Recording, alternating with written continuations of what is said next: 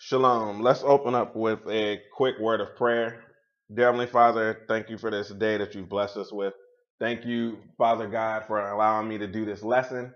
We come before you right now, Father God, rebuking any attacks by Satan, demons, principalities, fallen angels, spiritual wickedness in high places, rulers of the darkness of this world, powers of the air, or any satanic forces, witches or warlocks, or any human beings that would allow themselves to be manipulated by those forces from coming against me or anybody listening to this lesson who is a member of the body of Christ, in Jesus' name. Our Father who art in heaven, hallowed be thy name. Thy kingdom come, thy will be done on earth as it is in heaven. Give us this day our daily bread, and forgive us our debts as we forgive our debtors. Lead us not into temptation, but deliver us from evil. For thine is the kingdom and the power and the glory forever and ever. In Jesus' name we pray. Amen. Excuse me. All right. Okay, so we're going to start this lesson. You saw from the title, it is the Mande, Ghana, and Mali Israelite kingdoms of West Africa. This should be a good lesson. I've been holding off on dealing with the subject because I've been studying these two empires since I was a child, but I didn't want to come out with a lesson until I had all my ducks in a row and I felt comfortable with all of my research, which at this point I do. So I'm going to present the lesson. Also, I just wanted to make note of part of the reasons I do these lessons is because, like, my people over here in this part of the world that was brought here as slaves to the New World, whether it's Latin America, the United States, the Caribbean, a lot of us, we don't know anything about our history. And so I hope to help us learn about our history and show that we have a rich history. With that being said, let's just get into the lesson. I'm not going to do any inventory stuff.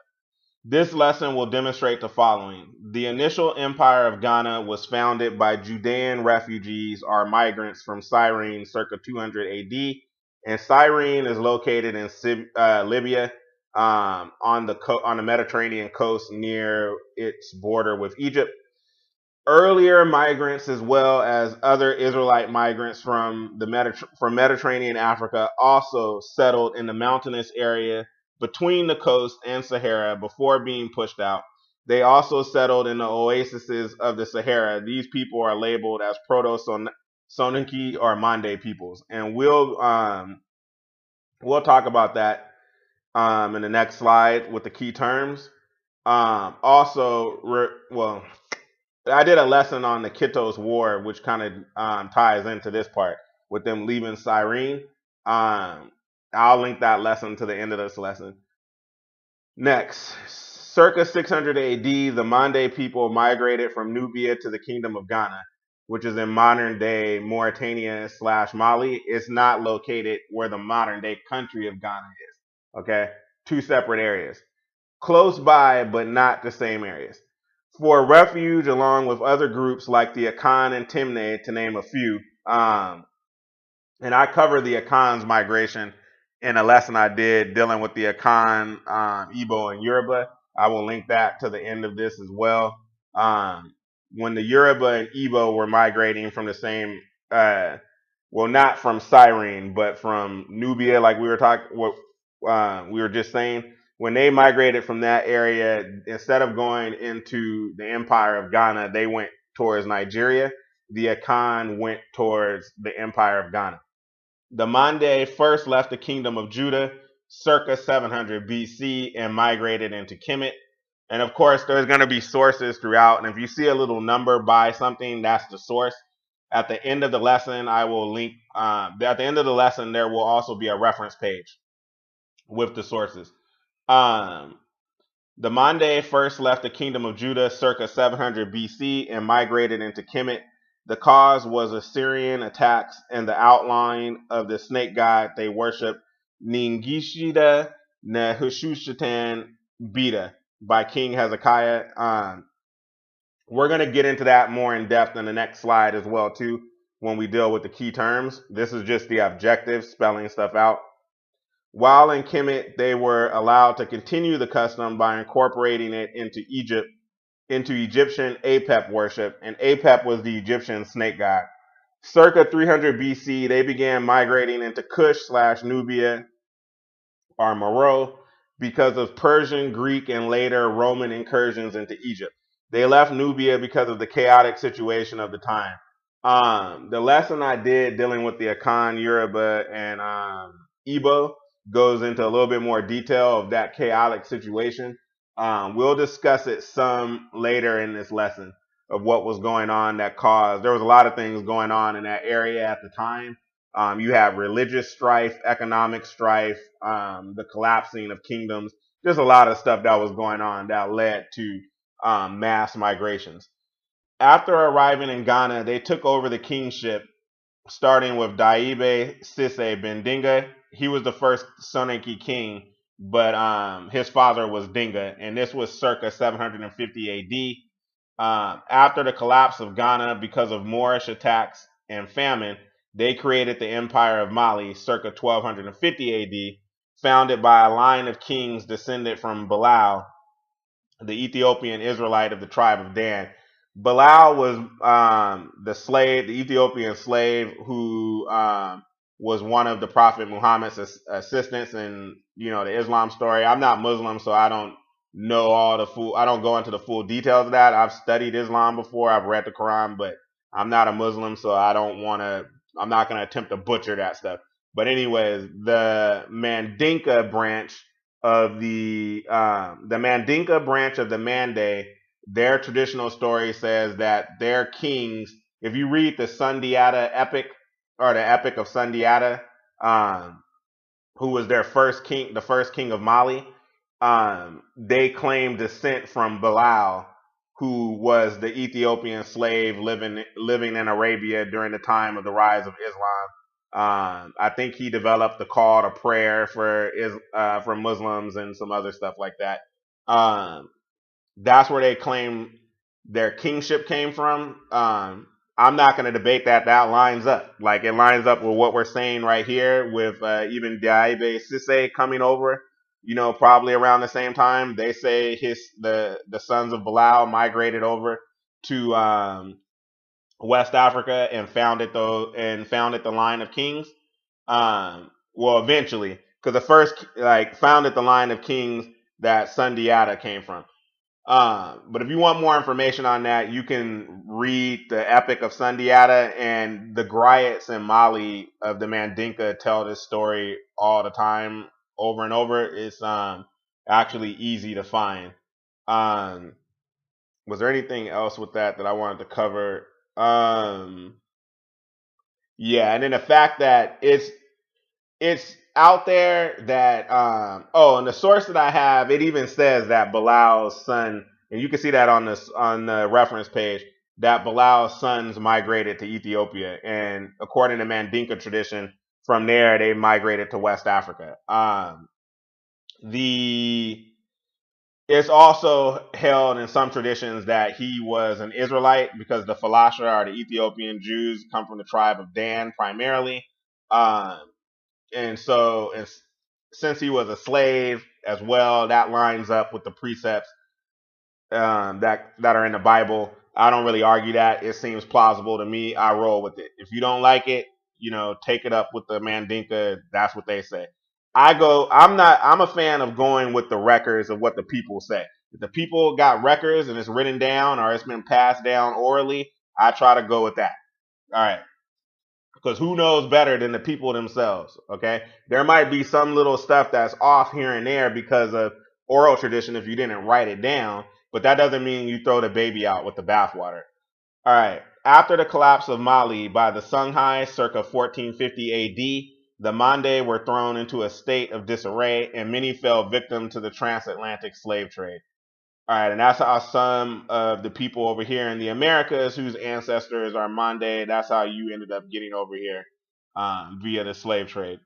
So I will recommend that you get a pen and pad and take notes because there's going to be a lot of information, and I really mean that. You're going to want to take notes because this is a real detailed lesson, and because these are two kingdoms that, in my opinion, are the greatest civilizations that Africa has produced outside of Egypt, there's a lot of information to cover. So, and basically, this is like a high school level, entry level college course on these people and on their history.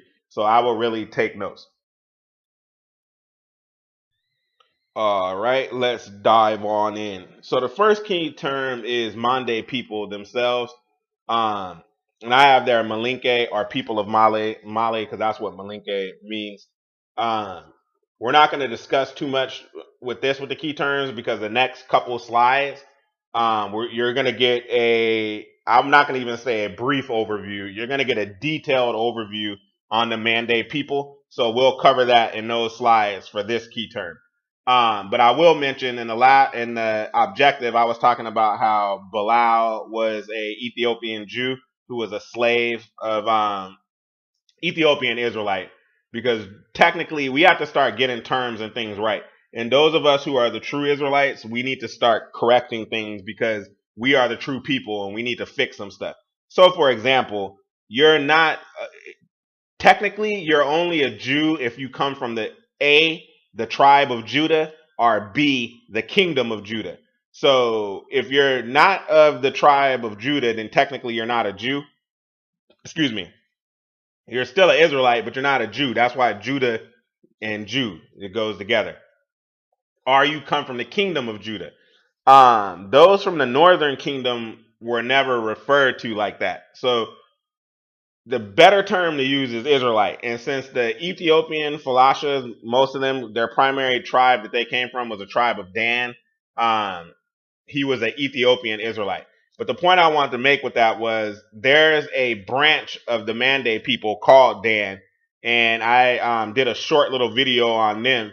I'll see if I'm able to link that one at the end of this as well, because I don't know how many, you can only do 4, and I might run out of videos by the end of this to link, but might not. We'll see. But I did a short little like 3-minute thing on them and showing them being from the tribe of Dan, and their name is actually Dan. So I just wanted to connect that for you too as well. You have Bilal's sons migrating to West Africa and eventually establishing a line of kings from the Mandinka, which is where we get the kingdom of Mali coming from.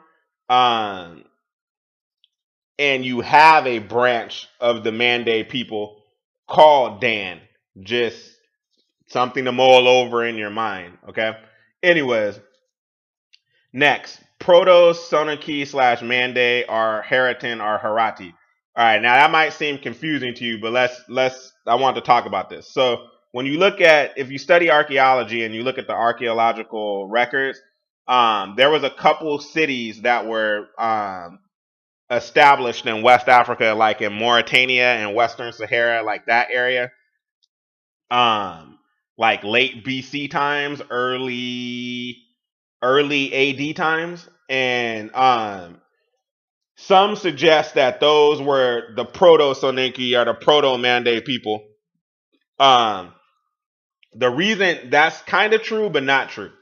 The reason why I say kind of true but not true is because the people who established those cities were Israelites, but they weren't the Mande yet because the Mande hadn't migrated there. And this is why I say, like, we have to tell our own stories and get stuff right, because the Mande have records, especially the Soninke have records of their ancestry and how they migrated to the area. And when you analyze their records and traditions, and you look at the archaeological records, the times don't match for those cities. Okay, so these were cities that were established by earlier groups of Israelites who had migrated to that area and had started establishing cities. Okay, Next, the reason why I have their Heritan or Hararitite is you still have a group of people living in Mauritania, Western Sahara, Morocco, and I think like southern parts of Algeria called the Heritan. And especially in Mauritania, they form a plurality of the population, and they're discriminated against by the Arabs and the Moors that are there. And they have a low caste. They're like they used to be servants and slaves, and some of them still are. That you can look this up on your own time. And according to the Berber and Arabic of that area, they say that the name Heriton comes from plowmen and I think something else, but because basically they do work. Um, these people, but if you look into the record of them, they're related to the Soninke and the Mande people. Look this stuff up. They're related to them. They've just been living in that area for so long as slaves that now they're kind of a separate people. But when you look into them, they're related to the Mande people. Okay, some of them were part of these Proto-Soninke and Mande people that I was telling you about, the earlier branches of Israelites who came before the actual Mande migrated over to the area. And some of them are descendant from Mande slaves that were taken by the Moors and Tuaregs and other Berbers and brought over there. All right. And I want to point out something because their name actually, Hararity, you can find that in or Hararite, you can find that in the Bible, and it actually means mountain dweller. So if you look at on your own time, we're not going to read it, but if you look at 2 Samuel 23:11, 2 Samuel 23:33, and 1 Chronicles 11:35, it has the Strong's Hebrew word H2043, Hararite, which means mountain dweller. Adjective, a resident or descendant of Harar, perhaps only a mountain dweller. Agi, I don't know what that MPRM. I copied this from where did I copy this from? From the Strong's Hebrew. I think it was like Blue Letter Bible. So that was probably something that couldn't be coded over, like a symbol. It's probably like a Hebrew thing that didn't transfer over. 2. Agi, a Hararite, one of David's heroes. 3. Shemama, the Hararite, one of David's heroes. Sharar, the Hararite, the father of Iham, one of David's heroes. Origin apparently from H2042. And so the point of this is when you started having Israelites first leaving the Mediterranean coast of North Africa, which started happening in full force after the Roman Jewish Wars. So let's say like around, you're talking about your circa 100s AD. First, some of them started settling in the mountainous area between the coastal part and the desert. And I'll use California as an example because that's where I'm at, and we have a Mediterranean climate along the coast. But the way it works here is like if you live in Southern California, you have the Mediterranean climate, and then there's a bunch of mountain ranges. And then once you cross those mountain ranges, on the other side is desert. It's the same thing in North Africa, where you have a Mediterranean climate on the coast because they're in the Mediterranean. And then you have mountain ranges. And then once you pass the mountains, you're in the Sahara Desert. When the Israelites first started migrating, the ones we're dealing with at first, they went to near the river Niger. That's where the extreme went, like the furthest went with these first groups going out. Other groups, though, settled in the mountains, like the Atlas Mountains and other mountainous regions of the Sahara, and others settled in the oases of the Sahara. The Hararitan and part of the reason they got their name in Hebrew, because they're Israelites too. Look this stuff up. Comes from this Hararitite mountain dwellers, because that's where they were dwelling at first before they got pushed out again by Berbers and Arabs and stuff that pushed them further south. Okay. Next, we want to deal with the other key term was Ningishzida, Nehushtan, and I have /Apep and Bida. So this might confuse you, but let's talk about it. Okay. So as you're going to see further as we go on in this lesson, that before the Soninke converted to Islam, they were practicing paganism and they were worshiping a snake god. You'll find that out later in the lesson from primary source because we're going to go into, I'm going to read the traditional story of the Soninke ancestor and you'll find out, and it deals with Bida, the snake god. Okay. The Israelites, which the Soninke are Israelites, before there was a branch of Israelites that were worshiping a snake god in Israel in the Bible. Okay. And the reason, and it was called Nehushtan, which means brass serpent. And you can find this Strong's Hebrew H5180.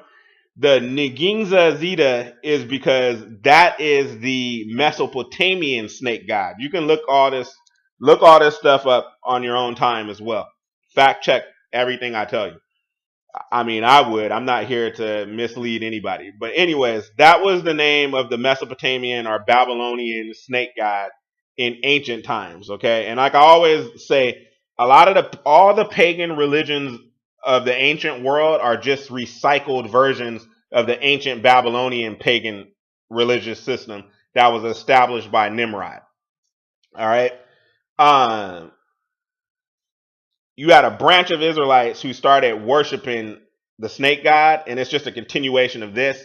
When the Soninke migrated and when the Mande people migrated into Egypt, they were allowed to still continue worshiping that snake god in the form of Apep, which is the Kemetic version of the snake god. All right, and for just to show you proof of this, because remember in the last slide I was telling you about how the Mande people first left Israel circa 700 BC, and that's when and then they migrated into Kemet, and from there later they migrated into Nubia or Kush or Meroe, and then from there they migrated to West Africa. Let's go into the Bible real quick and get the precept for that. Let's look at 2 Kings chapter 18. I'm reading 2 Kings chapter 18. I'm going to start at verse 1. And this is the King James Version as per usual. But 2 Kings chapter 18, verse 1. Now it came to pass in the 3rd year of Hoshea, son of Eli, king of Israel, that Hezekiah, the son of Ahaz, king of Judah, began to reign. All right, remember, Hoshea is the last king of the northern kingdom before they get taken into captivity by the Assyrians, which took place in 722 BC. And like I always say, remember the kingdom of Assyria, which is really just ancient Mesopotamia, was founded by Nimrod, who was a Cushite. All right, verse 2. 20 and 5 years old was he when he began to reign, and he reigned 20 and 9 years in Jerusalem. His mother's name also was Abi, the daughter of Zechariah. And he did that which was right in the sight of the Lord, according to all that David his father did. And I want to add a caveat. When it says that he did that which was right in the sight of the Lord, those of us who believe in the Bible, like me, that's my religion. I'm a Bible believer. And so I study it. You will know that pretty much all the northern kingdom kings did not do right in the sight of God. They practiced paganism and did all kind of abominable things. With the kingdom of Judah, it was 50-50. It's like half their kings did right, half their kings didn't do right. Hezekiah was one of the half who did do right in the eyes of God. Verse 4. He removed the high places, and the high places were just the groves and the places where the Israelites were practicing Canaanite religion. I'm pointing this out because I've had a couple people when I did the lesson on the Yoruba be like, well, are the Yoruba Canaanites? Are descendant from Nimrod because of the primary source I brought out, but also because of the language. I mean, not the language, the religion, and how I talked about the relation between voodoo and the Yoruba religion and ancient Canaanite religion, and how the Orishas can all correlate to the ancient Canaanite religion, which in turn can correlate to the ancient Babylonian religion. Well, that doesn't people don't know the history of the Israelites. You got to read the Bible. I don't even for those of you who don't believe in the Bible and don't believe you don't believe in that and you think it's just a story. You need to read it. You will learn a lot. Okay. For example, if you read your Old Testament, you would know that the Israelites constantly were intermingling with the Canaanites, and they never fully took them over. And they were constantly worshiping their gods. And by intermingling, I mean they were marrying each other and living amongst each other. Okay. So that's one key way you're going to see, like, oh, wherever you have Canaanites, you usually have Israelites, as I've explained before. So that's what this is talking about. They were worshiping Canaanite gods. Okay, back to verse 4. So I guess the point with that is, a lot of Israelites didn't continue practicing keeping the Old Testament religion, and later on the early church, when the New Testament, keeping that religion. A lot of Israelites didn't actually practice that when they migrated. They were still practicing idolatry and paganism. Some were practicing the true religion, some were practicing paganism. And when they migrated to Africa, they continued to do that. Next, back to verse 4. He removed the high places and break the images and cut down the groves and break in pieces the brazen serpent that Moses had made. For unto those days the children of Israel did burn incense to it, and he called it Nehushtan.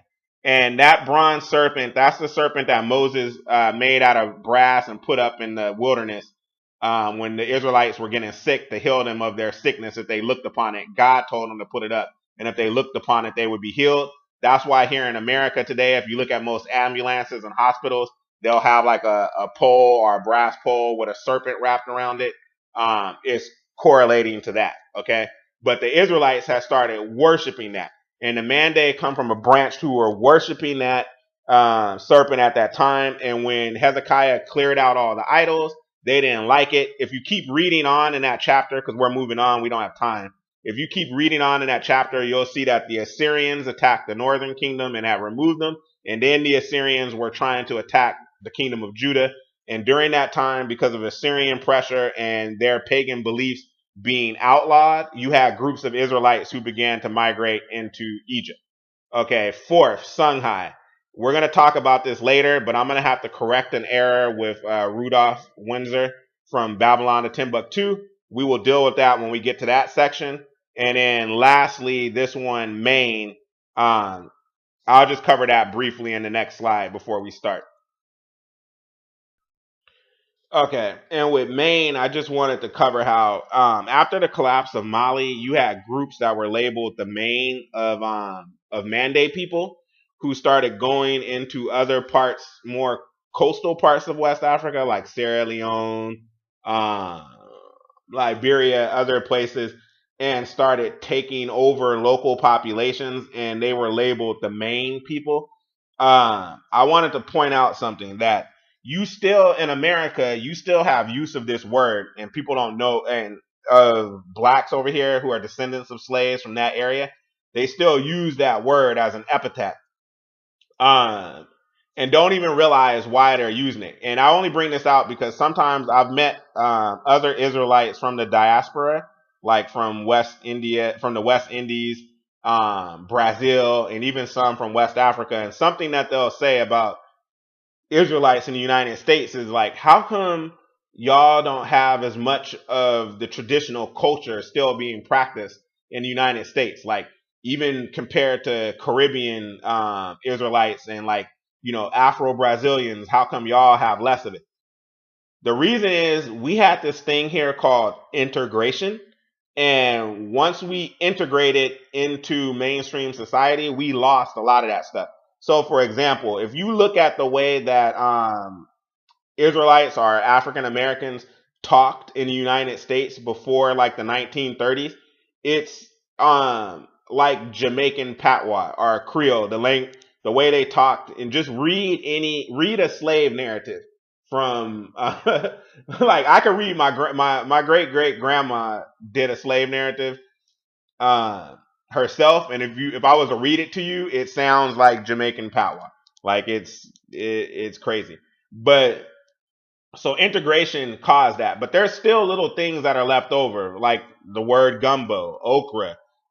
Even in the South, the term bubba, like, bubba is a term in the South used for, like, an older brother or the oldest male child, or your older brother. That comes from the fact that a lot of the slaves had a problem pronouncing the R word the same, coming from Africa, the way that the Europeans or the English was using it to say brother. So brother came out Bubba. Over time, the whites started using that word as two, and it became a part of Southern culture.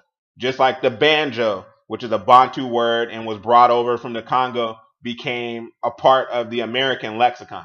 Well, today you have, even with rappers like Gucci Mane or whatever Mane, and then like in the South slang, they'll talk like mine. I can't believe that happened. Mine, oh mine. These are leftovers from when you were in West Africa and the Maine were coming and attacking. That was a term that was viewed in a negative light. So you still use that today over here in America without you even realizing it. Okay, I just wanted to point that out. Those of us here in the United States, we do still have some of the traditional culture stuff still being practiced today. You just have to dig a little deeper. All right. Now this is from the first. This is the first source, and you can find. I'll have the reference for it on the reference page. That's where all of this is coming from at this portion. The other sources are also on the reference page, but before we get into them, I will list them on their own individual slides so you know what we're talking about. But this one, if you want the source, we got to get to the reference page. It's like the Encyclopedia of African and Middle Eastern ethnic groups or whatever. I use this source a lot.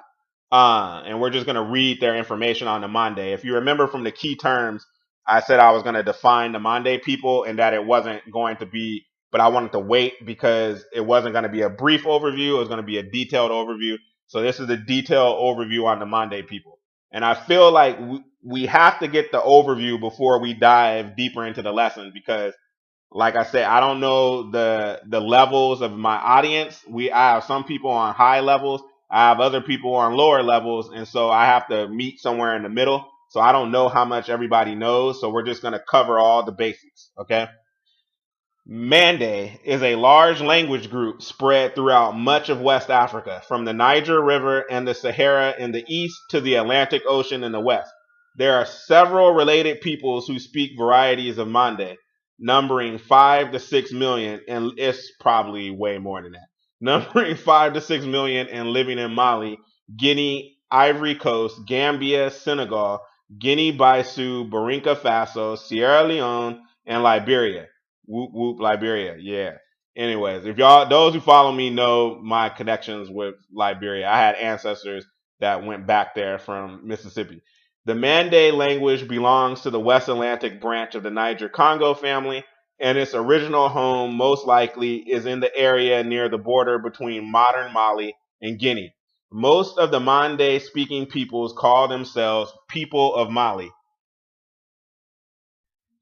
For example, Malinke, Maninka, and Mandinka.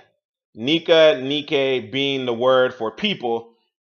Other Mande speakers include the Bambara, the Soninke, the Daula, meaning trader, who are not the same as the Diola of Casamance region of Senegal, and the Mende. And the Mende, that's where a lot of the slaves, the Mande slaves that were brought over here to the United States, that's where a lot of us come from, that group. And that has to do with some things that we'll get into later in the lesson, hopefully, if we have time. Mande origins are in the ancient chiefdom called Mandan. The Mande founded some of the most powerful and important states in West African history. And right there, that's why I wanted to take my time with this lesson and make sure I had all my ducks in a row, proper research and all of that before I even tried to tackle this. Because I had people been asking me like, are the Mandinka Israelites? Are the Mande Israelites? What do you say? Are you going to do a lesson on that? And I'm like, maybe, I don't know. Like, let me research. You know what I'm saying? Because I'm not on here. I'm not on here to do pseudo documentaries and like I call them. Me and my wife call them third eye documentaries. Like, oh, I'm opening up your third eye on some weird stuff. No, like I'm here just to present factual stuff. You know, none of that. Like just recently, I'd seen an Israelite pastor talking about now he's saying the earth is flat. I'm not on here for that kind of weirdo stuff, dude. No. Like like this is where, and you know, sometimes you watch these YouTube videos and they're giving you information and they got music and stuff playing in the background and different things. I'm gonna let you in on a secret. Music put in the background of when someone's trying to teach you something, is to lull you. It's a tactic. I'm not here for that. I'm here to present information, and hopefully you take it. If you don't want to take it, that's on you. But I'm just presenting factual, historical information. No agenda. All right, I do this out of love. Like, I just love history, and this is a hobby of mine. When I have free time, I like to put these lessons together. Okay. Um, I got to do something. Like, I went to school for history, and so I like it. And so, anyways, the Mande founded some of the most powerful and important states in West African history. In the 6th century, the Soninke founded the first of these great kingdoms, Ouagadougou or Ouagadougou, which the Arab geographers called Ghana, located in the southeast of today's Mauritania. They most likely took their group name from the title of the king. All right, and before we go into the next slide with this, I also wanted to say there's a person, because comments are public, and this person's name is Rhonda. You send, and your comment didn't make it public, so I'm not outing you because you sent a comment. If I would have approved it, because all my comments get filtered because there's too much hate stuff on YouTube, and I'm not about that. I'm about Christ. Christ is not about hate. Christ is not about that. Christ is about love, and he's not about hate. When he returns for his second coming, he's going to be coming for judgment, and he's going to be angry, and a lot of people are going to get slaughtered. That is true. But that's in the future, and that's not dealing with now, and that has nothing to do with us. He's going to do that. So in the meantime, we need to be treating each other as believers and followers of Christ. You need to treat others how you would want to be treated. And this person sent me a comment talking about all Yoruba women are ugly, because I have made a comment about how, not a comment, and in the lesson I did about the Yoruba, I said that I find Yoruba women to be attractive. I said my wife has Yoruba features. We're pretty sure she descends from the Yoruba, and I was like, and the women in her side of the family on her paternal side favor Yoruba. And she was like, this person, Rhonda, was like, oh, Yoruba women are ugly, and went into this discourse about it. The tribalism over there in Africa, man, y'all need to stop that, dude. It doesn't benefit anybody, and it doesn't help anybody. The other thing that I wanted to say was, this lesson is going to be a part of a series, and I'm going to create a playlist. I did a lesson called American Israelite Slaves in American South. It was only like 30 minutes. And I'm putting this stuff together for my people over here in the United States, because we don't have a lot. Like I said, a lot of us don't know anything about our history. We think we don't even have an ancient history when we do. So I'm going to create a playlist. The first lesson is going to be that one on Israelite slaves in the American South. And in that lesson, I broke down the 6 groups that most African Americans are the descendants of slaves here in the United States came from in Africa. And, the Israelite groups from over there that they came from. And so the 6 groups were the Mande, the Bakongo people, the Fang people, the Yoruba people, the Akan people, and the Igbo people. I've already done lessons on the Akan, Igbo, and Yoruba. I'm doing this one on the Mande, so I only have 2 more left to do on the Bakongo and Fang. Because I'm in the process of starting a church, those 2 lessons will not be done till sometime next year, according to the Babylon calendar, January. I go off of a Hebrew calendar, which is lunar. But according to the Babylon calendar, January is the start of New Year. That won't happen until sometime after January. But just letting you know, I'm putting these together into a series of lessons. And in that way, pretty much all of us over here in the United States that are descendants of slaves either directly descend, either patrilineally, from one of those 6 groups, or you're going to have some admixture, a large admixture of those 6 groups, because that's where 90% of the slaves that were brought to the United States come from those 6 groups. And in that lesson, I give the primary sources to back that up. But I just wanted to let y'all know that too as well. All right, but we're going to keep going on with this brief overview of the Mande people. Okay, the Soninke had established large settlements based on intensive agriculture by 1000 BCE. And see, this is where I was talking about the Proto-Soninke and the Proto-Mande. And I'm reading from my source, but this is where I'm gonna have to disagree. The 1000 BCE, that's based off of theory. That's a hypothesis. According to timelines and stuff that we have, and like anybody who knows, I have a biblical worldview.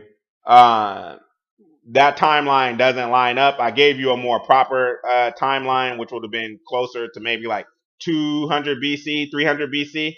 But anyways, maybe as early as like 400 or 500 BC, which emerged into chiefdoms by 600 BC. And remember, when these are not the Soninke hadn't migrated yet. These are other Israelites who moved into the area before. But like I said, I'm going to show you that with sources coming up.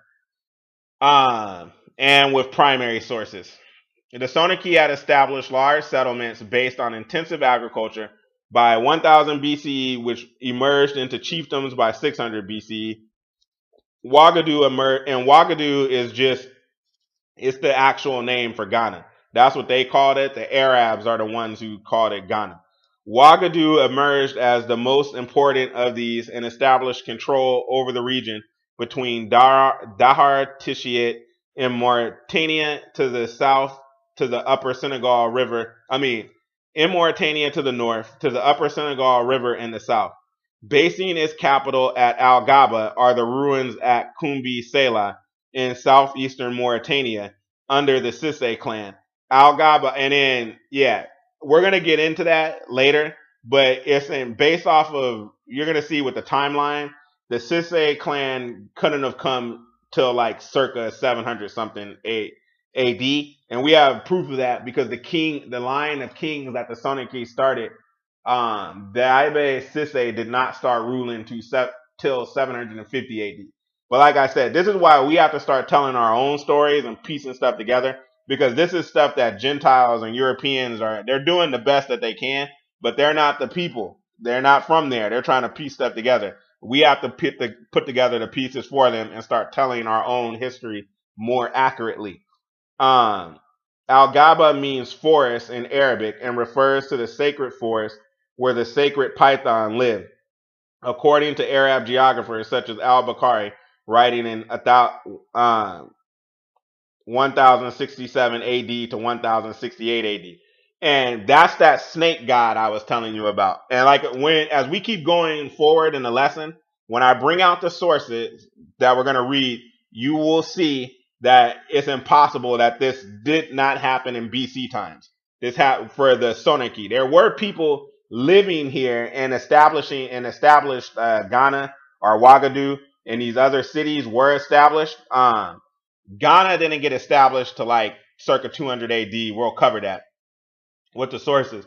But some of these other places got established in BC times, but that was by other Israelites who had migrated there and had already established those places. But yeah, when we look into the Bida, the Soninke or Mande snake god before they converted to Islam, and the story behind that, it'll become abundantly clear that was more around circa 700 AD. Anyways, though, but I just, that's interesting. That snake god. All right, let's move on. Let's move on to the next slide. Okay.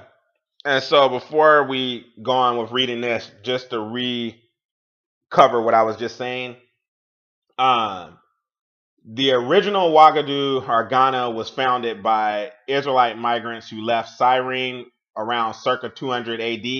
And like I said, when we get to the primary sources dealing with this, it'll become abundantly clear that that's the case. So those earlier dates don't apply. There was 22 kings that ruled there were 22 kings who ruled before the Prophet Muhammad and the start of Islam. And then there was 22 more kings who ruled after that. The last of those 22 kings was Diabe Sisse. Okay, so 21 of them from the time of Muhammad up until Diabe Sisse were unknown. Okay, then the other one, and then before that, same thing. The first king was Kwamayaga, and we'll cover that later. But then the other 21 were unknown, like they don't have the names written down. Um, Now, with the weakening of Ouagadougou in the early 12th century, a number of small independent Soninke states emerged to the south of the old capital. Soso, ruled by the blacksmith Kante lineage, emerged as the most powerful. The Malayan epic of Sundiata portrays King Samoraro Kante as a cruel sorcerer. Sorcery has a common connection to blacksmiths who turn metal ore into tools and weapons, and an enemy of God. The epic of Sundiata Keita has become the national epic of Mali, and it claims that the ruling family, the Keita, descend from Bilal, the Ethiopian companion of the Prophet Muhammad.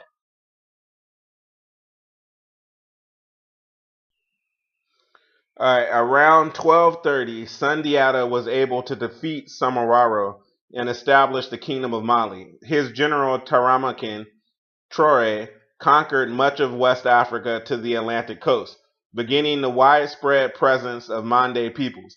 In general, Malayan rule took the form of vassalage, and the original ruling elite maintained local power but paid taxes and recognized the authority of the Malayan king. Thus, Sundiata took the title of Mansa, meaning King of Kings, which his descendants continued to use. The Keita rulers moved the capital from its original spot in Kaba, south to Bamako to Timbuktu on the Saharan side of the Niger River in order to better control the trans-Saharan trade. Mali remained rich and powerful into the 15th century when the Songhai king broke Mali's control and was able to take the province of Mema.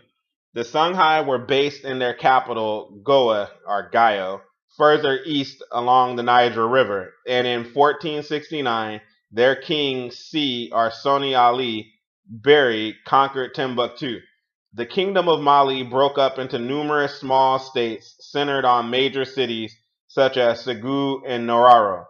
The Mende of Sierra Leone were expelled from the Kingdom of Mali sometime shortly before its fall, and by 1540 had established an independent state in the Cape Mount area of present-day Liberia.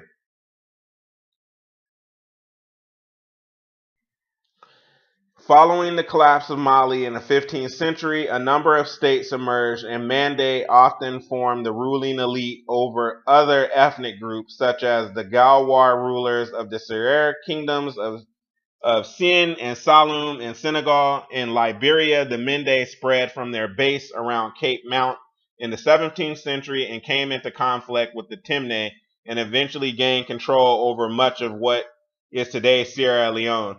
Mande or Mande controlled states in West Africa were slowly conquered by the British or the French starting in the second half of the 19th century. And so that's a brief overview of the Mande. And the source for all of this information is the first source on the reference page. The Temne people that were mentioned, the Temne people are Israelites as well. They descend from Judah. You can even find Temne was one of the descendants of Judah. You can go look that up in the Bible on your own time. Temne people were also brought to the New World as slaves. I focus mostly on dealing with the roots of the United States because that's where I live. Some Temne were brought over here as well, but because of I lumped them into the Mande grouping, even though they're not a Mande people, because when they were brought over here, they were under Mande influence, and so they got lumped in with them anyway, because they were like the cultural similarities and things that were going on at the time would cause that. So you had and the Temne, a state that they went to here a lot was South Carolina. Yeah, I'm just giving you more information, learning stuff on your way to learning stuff. Okay, but maybe I'll do a lesson at some point in the way later future on the Temne. Uh, Probably not, because there's somebody. I found some stuff online where some other people have done some very, very thorough research on that subject, and so I probably won't. If anybody ever had any questions and wanted to learn more about that, I'll just put you in contact with the information that you need from other people who have done very thorough research on the Temne people. Okay, I have some Temne ancestry because some of the slaves on the plantation in South Carolina, where my ancestors came from, and then migrated to Mississippi later, were Temne. Like I've told you before on this, my direct paternal line is Akan, but they also on the plantation they had Akan slaves were purchased and Mandinka or Mand I'm not gonna say Mandinka. Mande slaves were also purchased and Temne. So at some point, with marrying and intermingling, there's gonna be some of that in there as well. So like I said, just learning something on your way to learning something and extra information. All right, let's keep moving forward and dive on in. Uh, Establishing Ghana or Ouagadougou. So now that we've gotten a brief overview, let's get into the meat and potatoes of this thing. After suffering defeat in the Kitos War, 117 AD, and the Bar Kaba Revolt, 135 AD, large groups of Israelites began leaving Mediterranean North Africa and settled around the Niger River area. And I have there highlighted previous lessons. I did a lesson called Israelite migration to West Africa, circa I think like 117 AD or something, and it's dealing with the Kitos War refugees. I'm gonna link that video to the end of this lesson. That'll explain in more detail about this.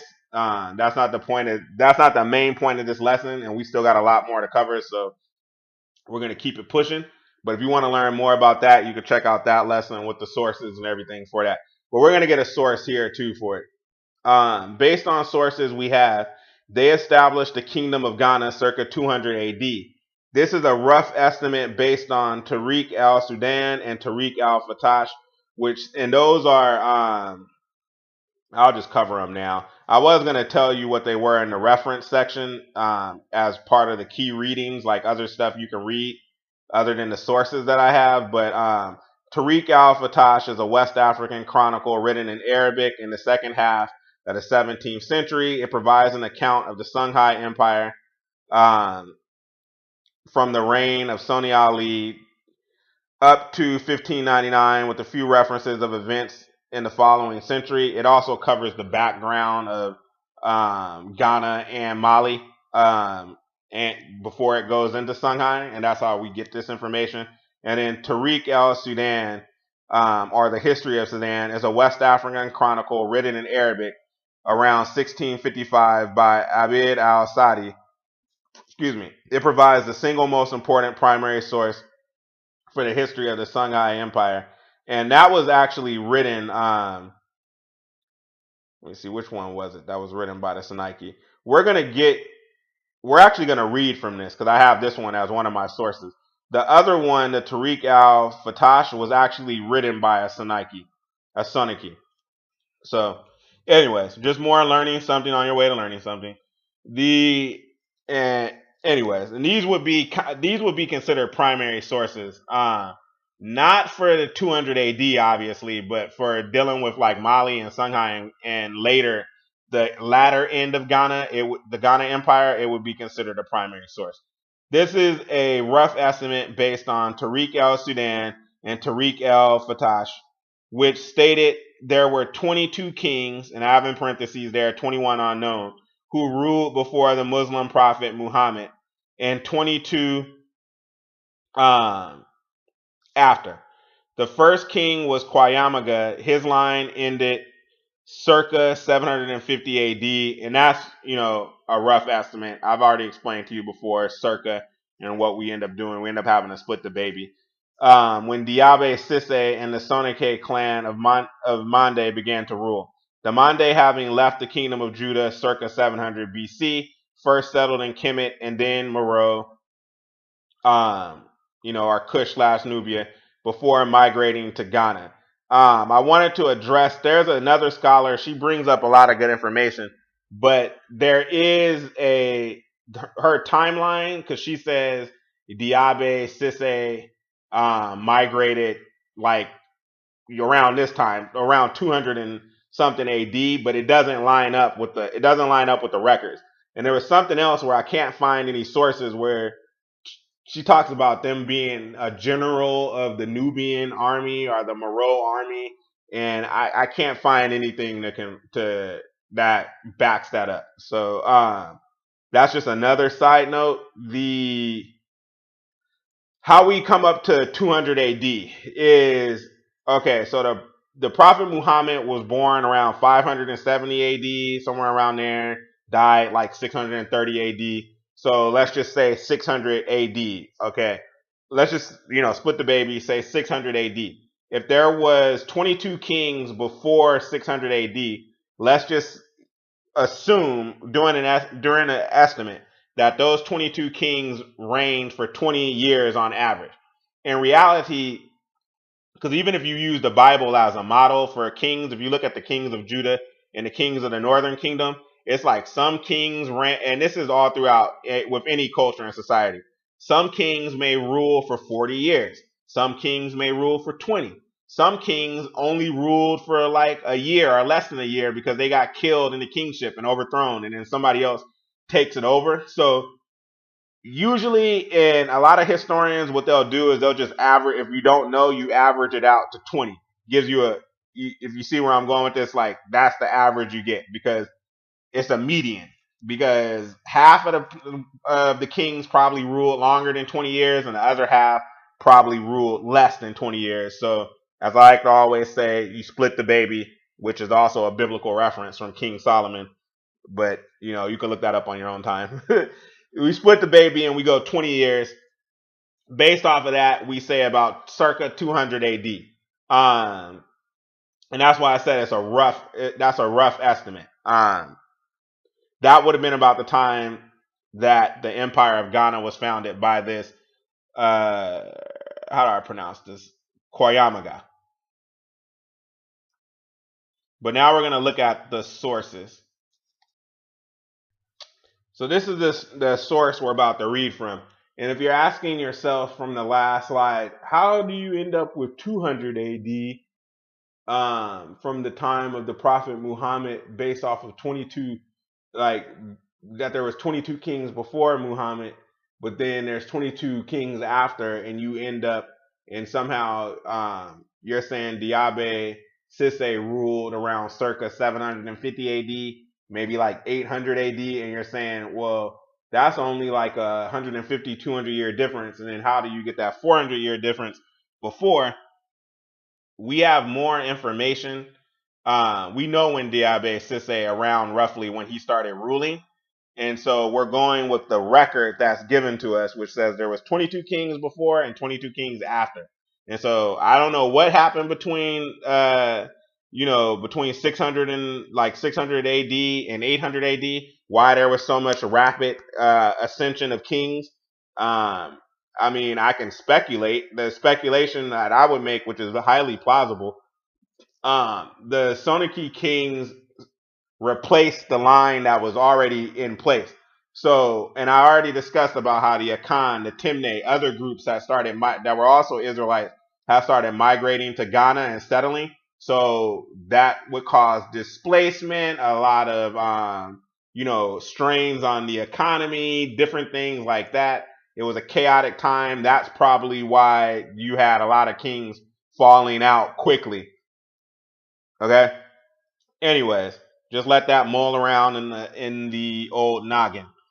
But this is the source we're about to read from, and so we're gonna move on to the next slide now and start reading from the source.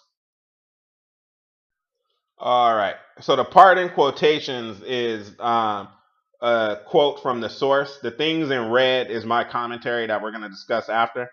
Also, another key person to read for further readings. This guy, Maurice Delafosse, was a French dude who did a lot of research in West Africa. And that's a thing. Like a lot of the research on this stuff is in French, in Arabic. So like to get a lot of the detailed information, you got to know French or Arabic.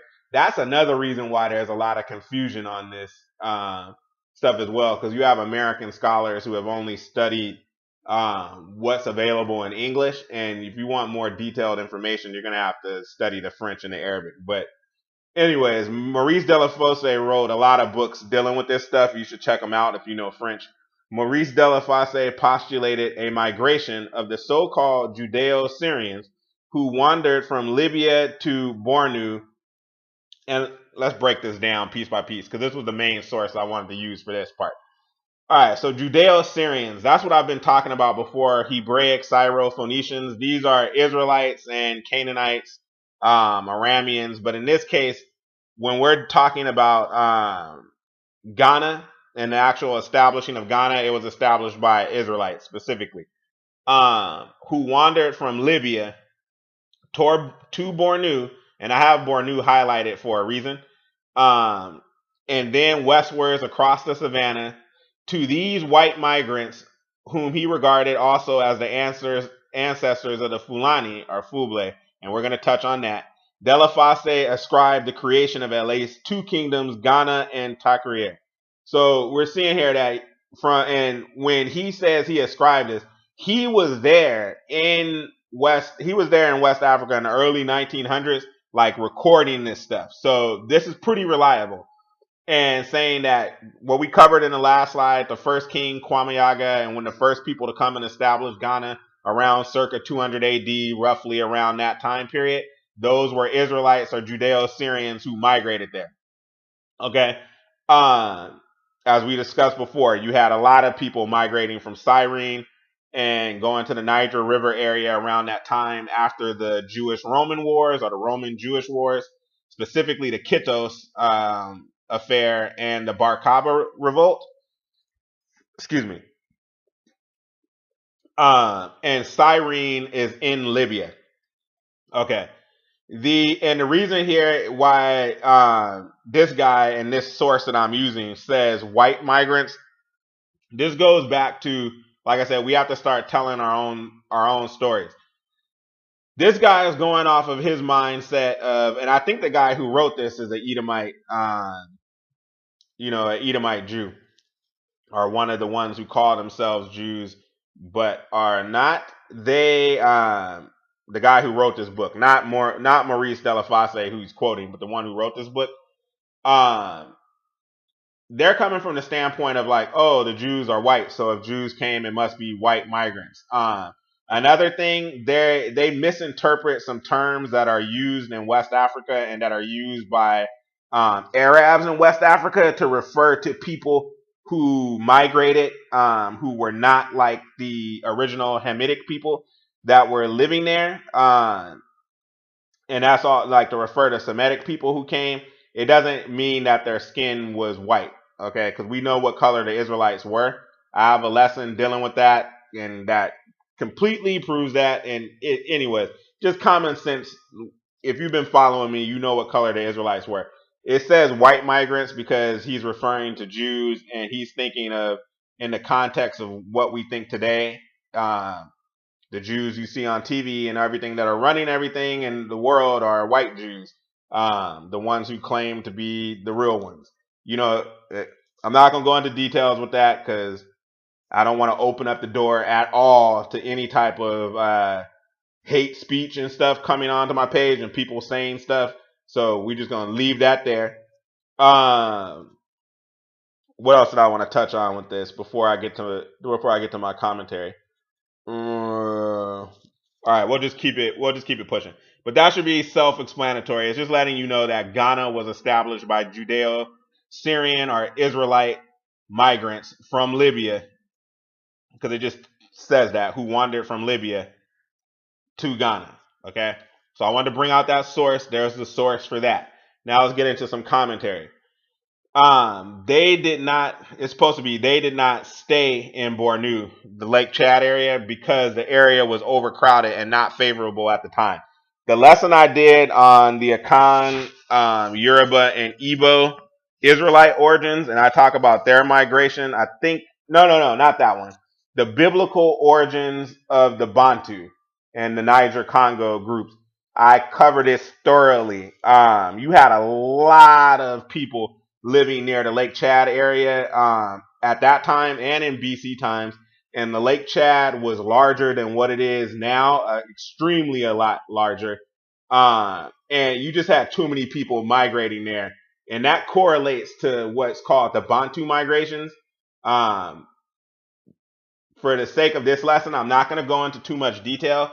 But if you want more on that, like why they did not stay in the Lake Chad area when they got there, I'm going to link the lesson I did on the biblical origins of the Bantu, and I thoroughly explained um, why that was the case. Because that area had already been established by some Hamitic groups, and later you had Israelites and other Hebrews and Assyrians and Canaan. Like, I covered that in that lesson, and they migrated there, and it just became too overpopulated, and people had to leave.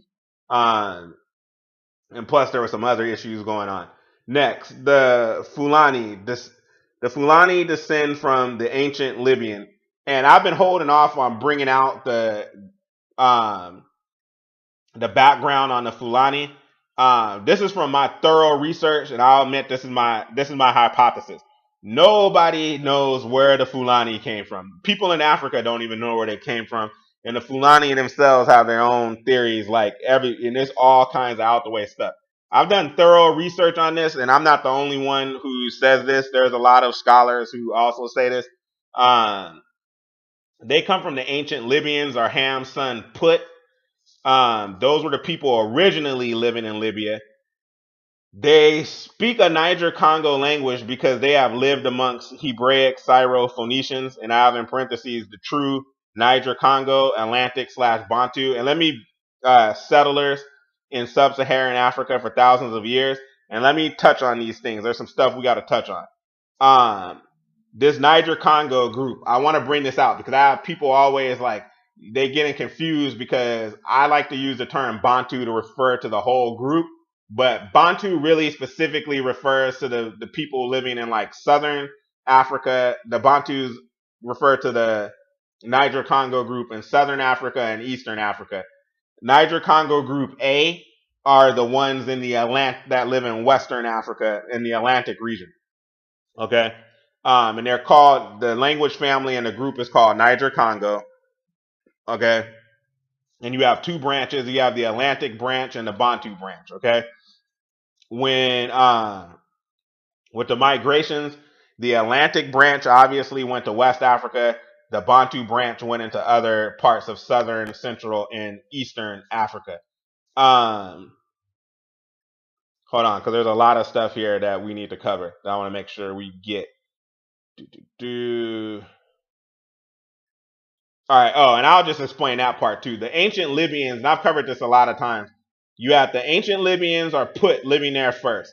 Then Josephus tells us, and other historical records tell us that Abraham's son, one of Abraham's sons, Midian, who had another son named Epher, Abraham placed Epher in northwest Africa where the Libyans were and supplanted them. Okay, and and established his own kingdom there. That's where we get the word Africa from. I've covered this a lot of times, a whole lot of times, and I'm not about to go into it now. And because that's not the point of this lesson, but there are sources for that. Because I always harp on the fact that we got to stop saying that Africa was named after Scipio Africanus, because it was not. That's just something that irks me, as a historian. It just irks me because it's not factual. Scipio Africanus got the name Africanus because of his exploits in the war with Carthage, in the Punic Wars.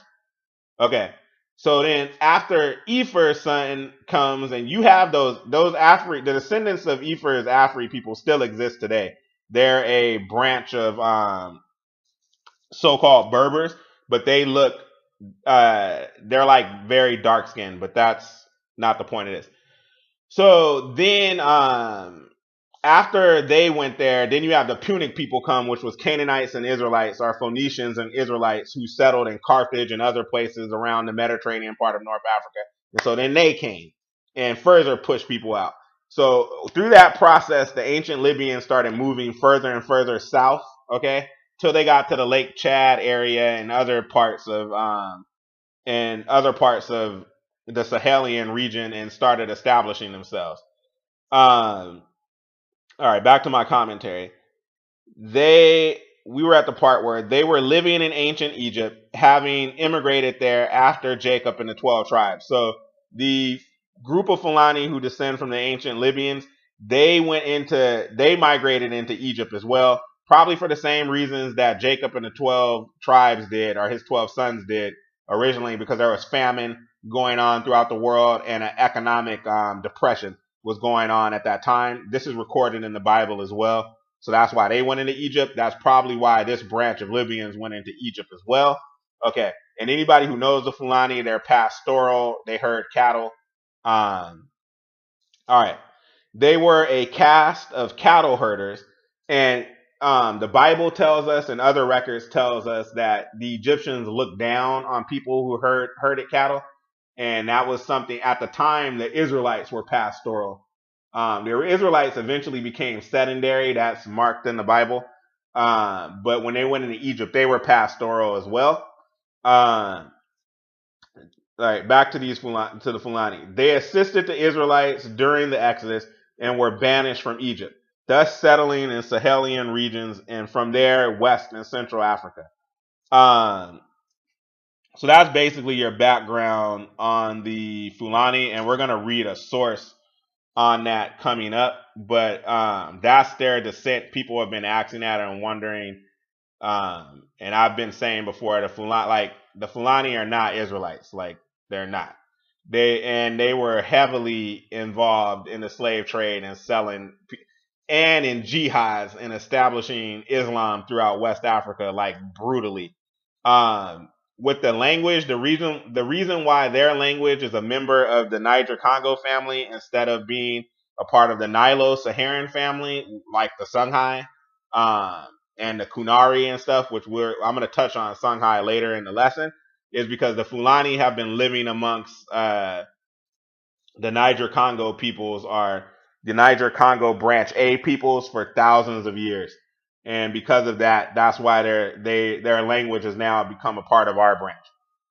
All right.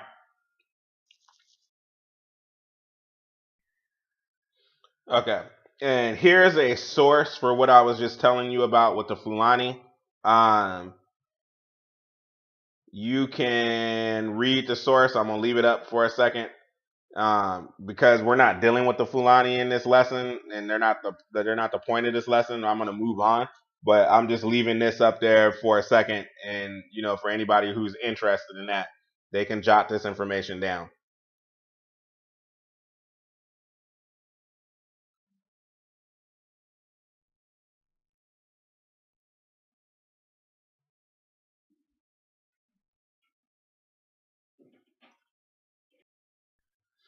Okay, so next we're gonna read from the Tariq al-Sudan.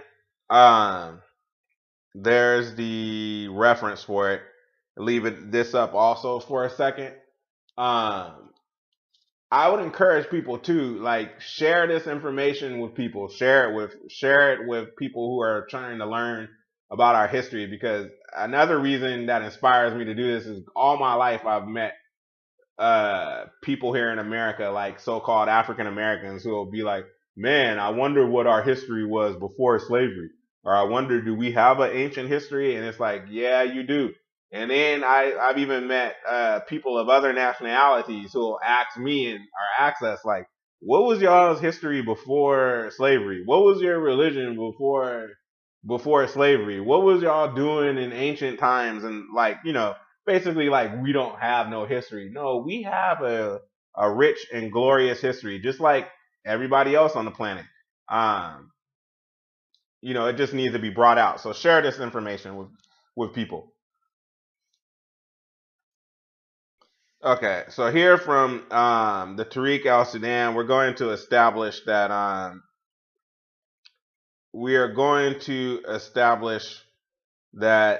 wait, which one is this? Are we doing Tariq al-Fatash? I don't even remember from my own slide. Anyways, you remember from the previous slide, the source.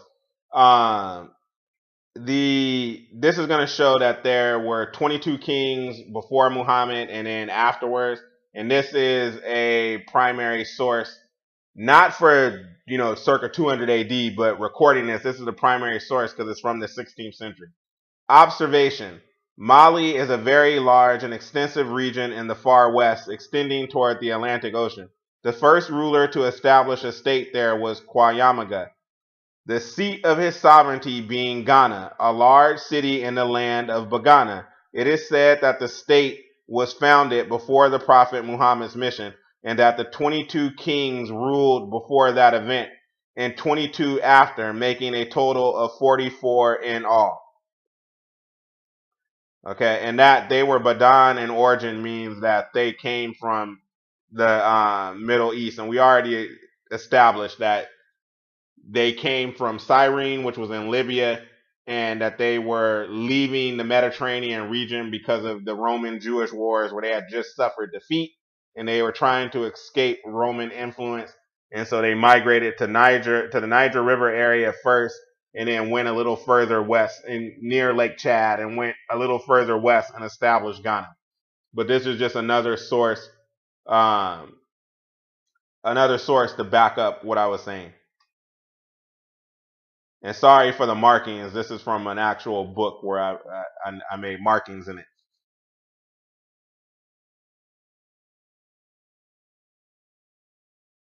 All right, and we're jumping back and forth. So we're going back to this source. Okay, now we're about to start reading from this source again.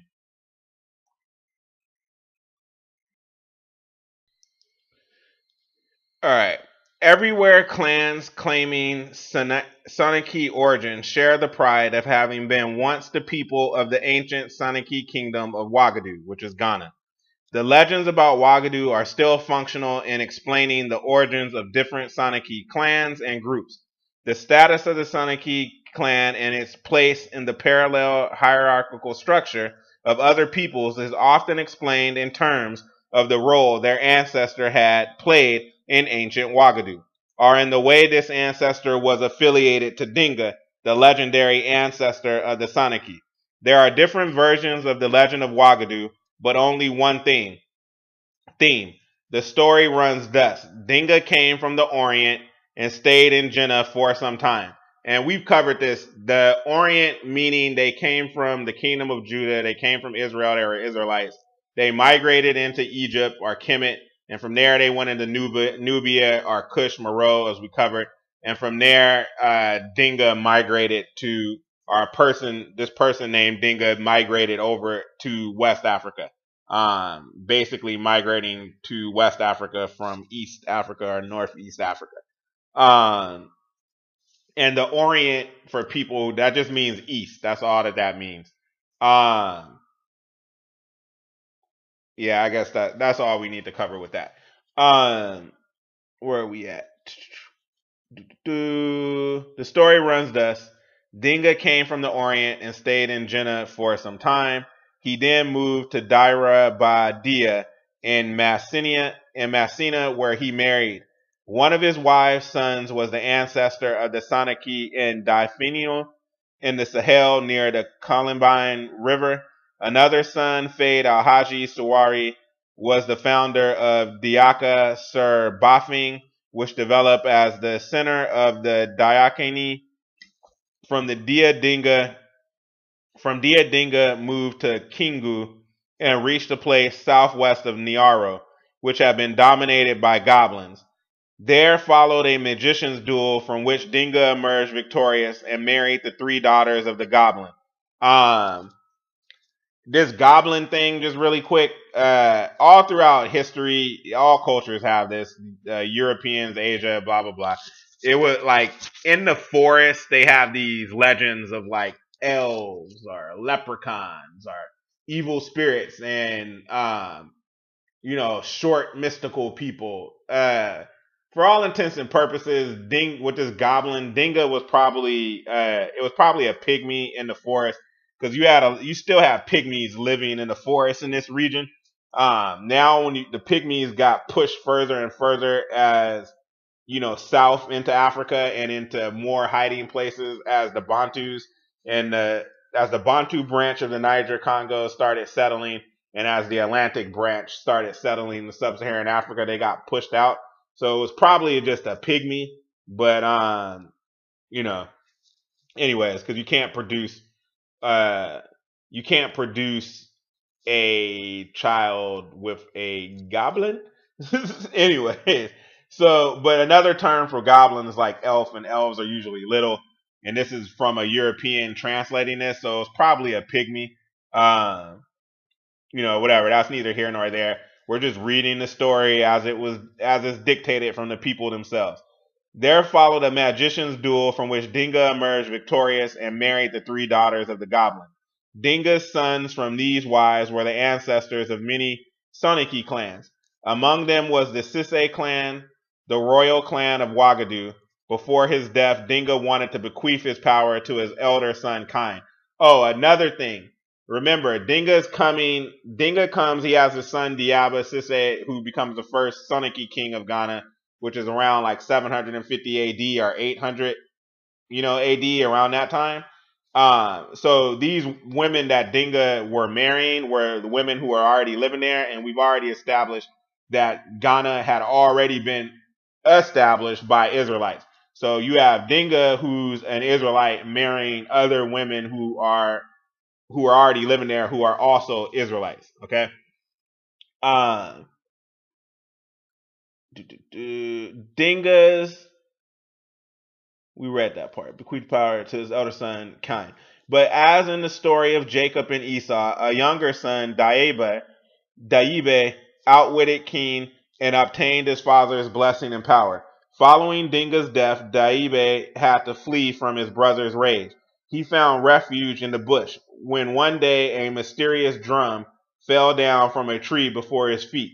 At the sound of the drum, 4 troops of cavalry came out from the 4 corners of the bush. The 4 commanders recognized Diabe as their superior. They became his lieutenants, and later, after the foundation of the kingdom, they became chiefs of the 4 provinces. All right, I'm enjoying doing this lesson. It's enjoyable. I like bringing out this type of information, especially like this ancient history and stuff. And as like I've said before, we really need to start as a people start making movies about this stuff, and stop letting ourselves get screwed with movies like Black Panther or back in the day like Lion King, which essentially is just based off of Sundiata's epic. And I remember growing up here in America when it was like Disney kept releasing cartoon movies where it was like every major ethnic group in America was getting a movie, like Pocahontas for the Native Americans, Mulan for the Asians. Uh, and then for us, they came out with Lion King, where it's animals. And it was like based off of a real story. They say it's based off of Hamlet, but that is based off of the epic of Sundiata. We need to start making movies and telling these epic stories about our history. All right. Anyways, that's a digression. Daebe, at the head of his new army, set out to establish a kingdom. He was directed to Kumbi between Gumbe and Nima. The place was guarded by Bida, a black snake. This is that snake god I was telling you about that they still kept practicing, that was their god before they converted to Islam. Remember, we covered that earlier in the lesson. And that was the thing their ancestors were worshiping back in Israel in the kingdom of Judah during the reign of Hezekiah. All right. Anyways, who gave Diebe permission to settle there on condition that he would be given the most beautiful young virgin every year. So we're talking about human sacrifice. And remember, the Israelites also in the Bible engaged in human sacrifice. They used to sacrifice their children to I think it was the Moabite god Molech. I know it's the god Molech, but I don't think Molech was Canaanite. I think it was Moabite and Ammonite. They used to sacrifice him to. But anyways, these are all just learning stuff on your way to learning stuff. You can read about that in the Bible. I strongly encourage people to read the Bible. Even the people who think like, oh, the Bible, I don't want to read that. Like, you've never really read the Bible. Just read the whole thing, like from beginning to end. Even if you don't believe in it, just for fun, just read it. It's a very interesting read. Also, specifically to the black man in America, the Israelite. Start from the Old Testament and read, bro, because if you read from the Old Testament, you probably will get more involved and want to come on board with following what the Bible teaches. Start with that first. Well, you should anyway, because you got to read it from beginning to end. But read it, because what you'll find out is a lot of these stories that I'm telling you about, like ancient Africa and their history and the stories of their ancestors, they're pretty much the same thing you're going to read in the Old Testament. Like the same type of, you can see parallels, like where it's like Old Testament Israelite culture is very similar to West African Israelite culture, Israelite culture and stuff going on, 1,000 years after the Old Testament. Similar type stories. Anyways, in return, Bida promised abundant rain and gold. The new kingdom of Ouagadougou, with its capital at Kumbi, prospered under the rule of Daabe Sisse and his descendants, who were given the title Manga or Maga. The kingdom was divided into 4 provinces, each headed by one of the 4 commanders. The descendants of Dinga and the 4 Fado are recognized as the aristocratic clans of the Soninke or the Wago. The Wago, who gave their name to Ouagadougou, are clearly associated with the history of that ancient kingdom of the Soninke. Once a year, representatives of the 4 princes of Ouagadougou assembled at Kumbi to celebrate the sacrifice of the Virgin Bida. This ceremony ensured the continuation of rain and gold, and may also have promoted cohesion of the kingdom. Some versions of the tale say that each year another province in its turn had to offer the Virgin for Bida. During the reign of the 7th king of Ouagadougou, when the Virgin was brought forth to Bida's cave, her brave suitor killed the snake.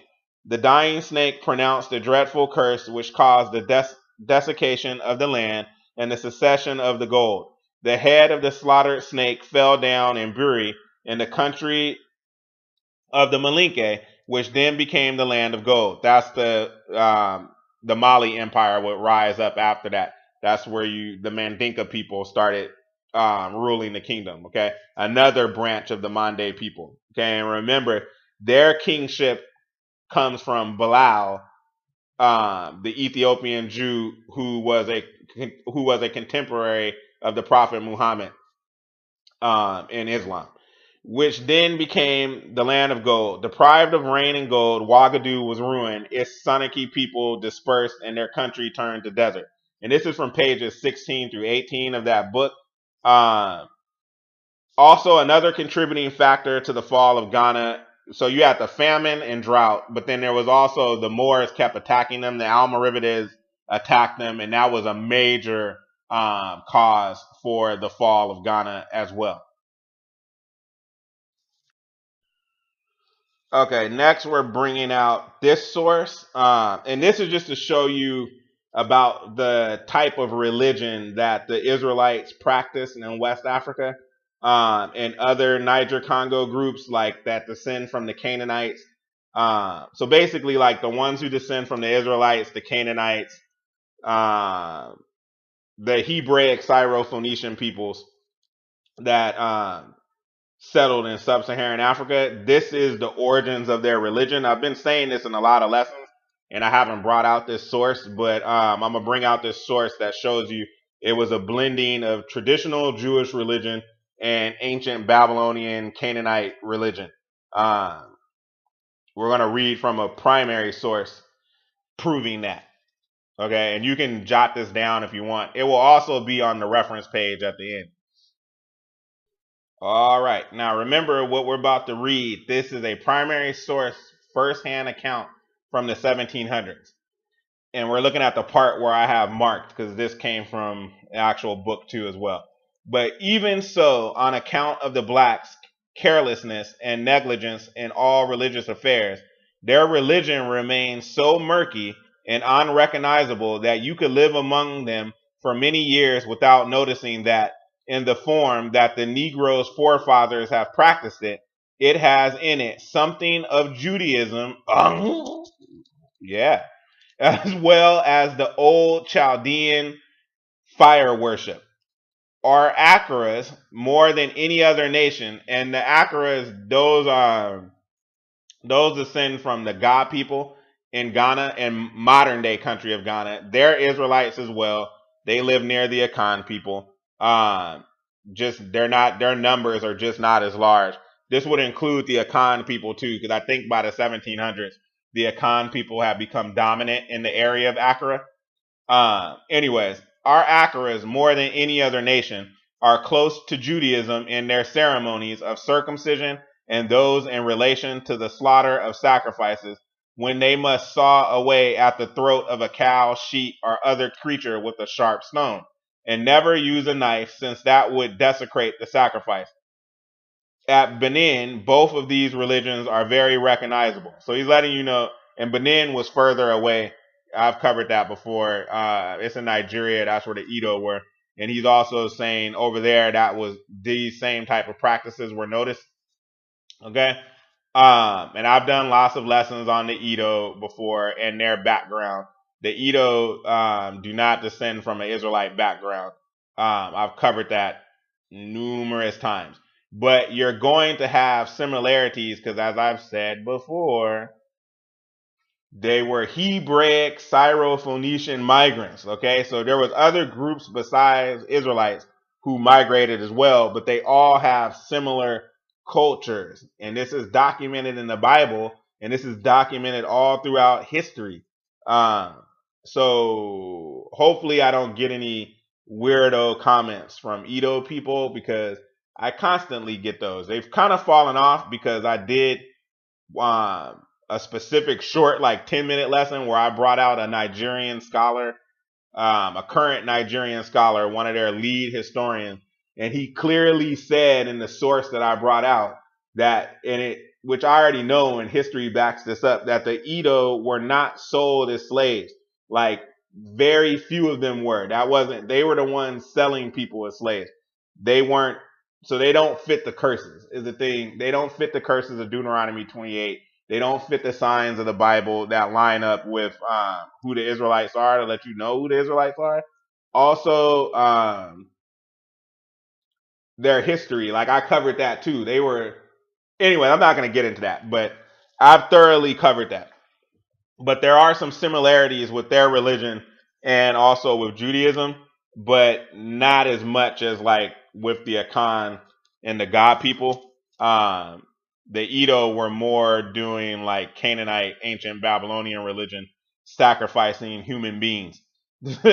Like here, we're talking with we're talking about with the Akan and the God people sacrificing animals like the Levites did in the Old Testament.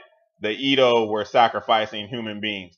And I have some newspaper clippings that I haven't brought out as a source, but the British, like I have clippings that they're from the 1880s and 1890s, newspaper clippings, like from London and New York City, where they're talking about the British observing human sacrifices happening.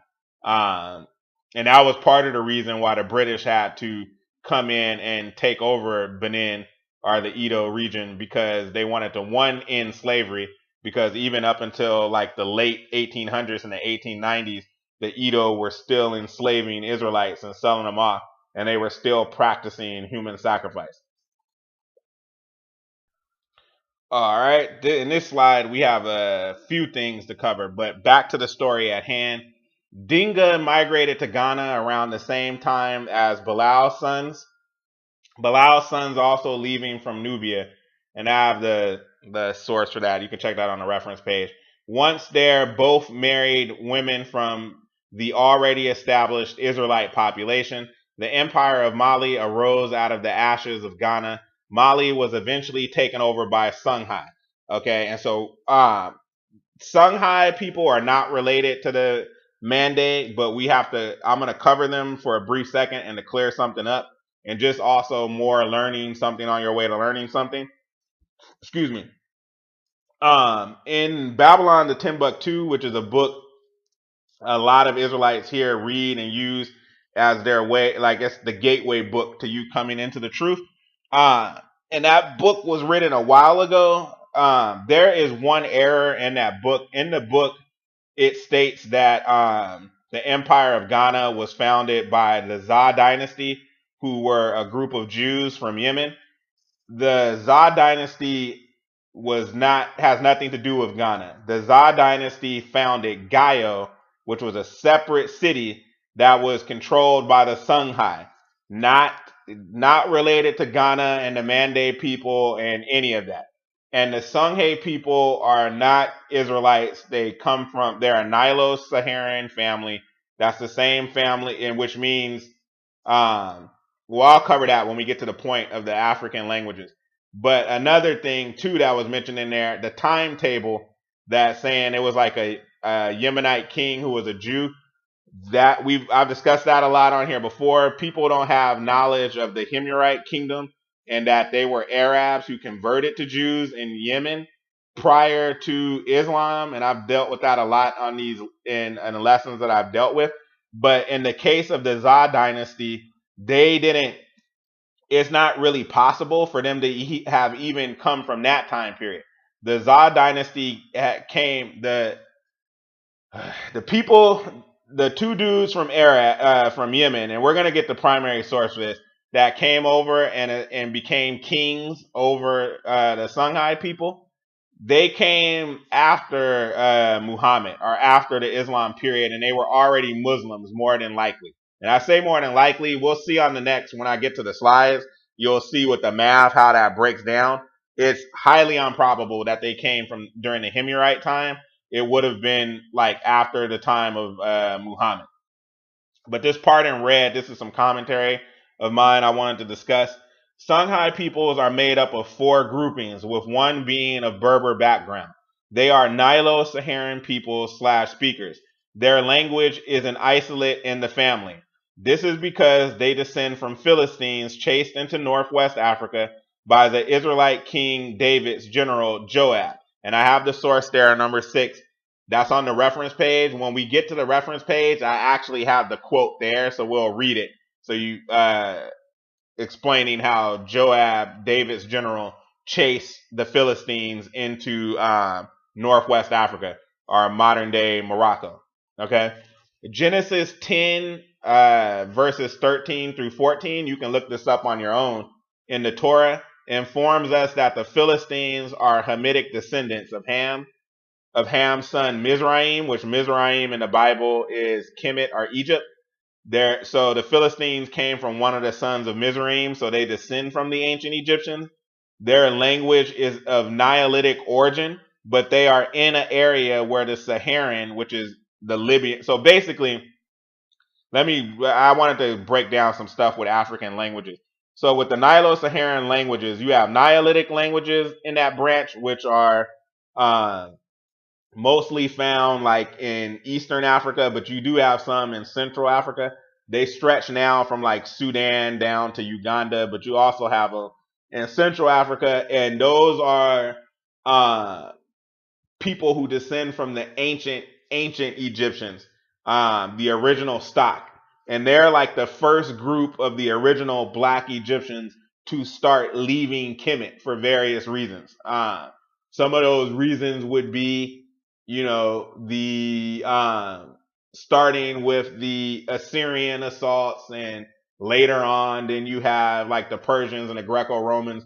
And so they started leaving early on. And some of them might have even probably started leaving Kemet around like the Hyksos area, Hyksos time even, started migrating out. So a point I want to bring out with that is the reason, so the Coptic language, or the Egyptian language, like from circa 600 BC on forward, gets lumped in the Afro-Asiatic branch. The reason why it's lumped in the Afro-Asiatic branch is because of so much contact at that time and going forward with Semitic peoples and their language blending in, and so it gets lumped in. It gets lumped in now with the Afro-Asiatic languages. The language that the Nilotic peoples speak is probably closer to what the actual ancient Egyptians spoke, because that's where they descend from.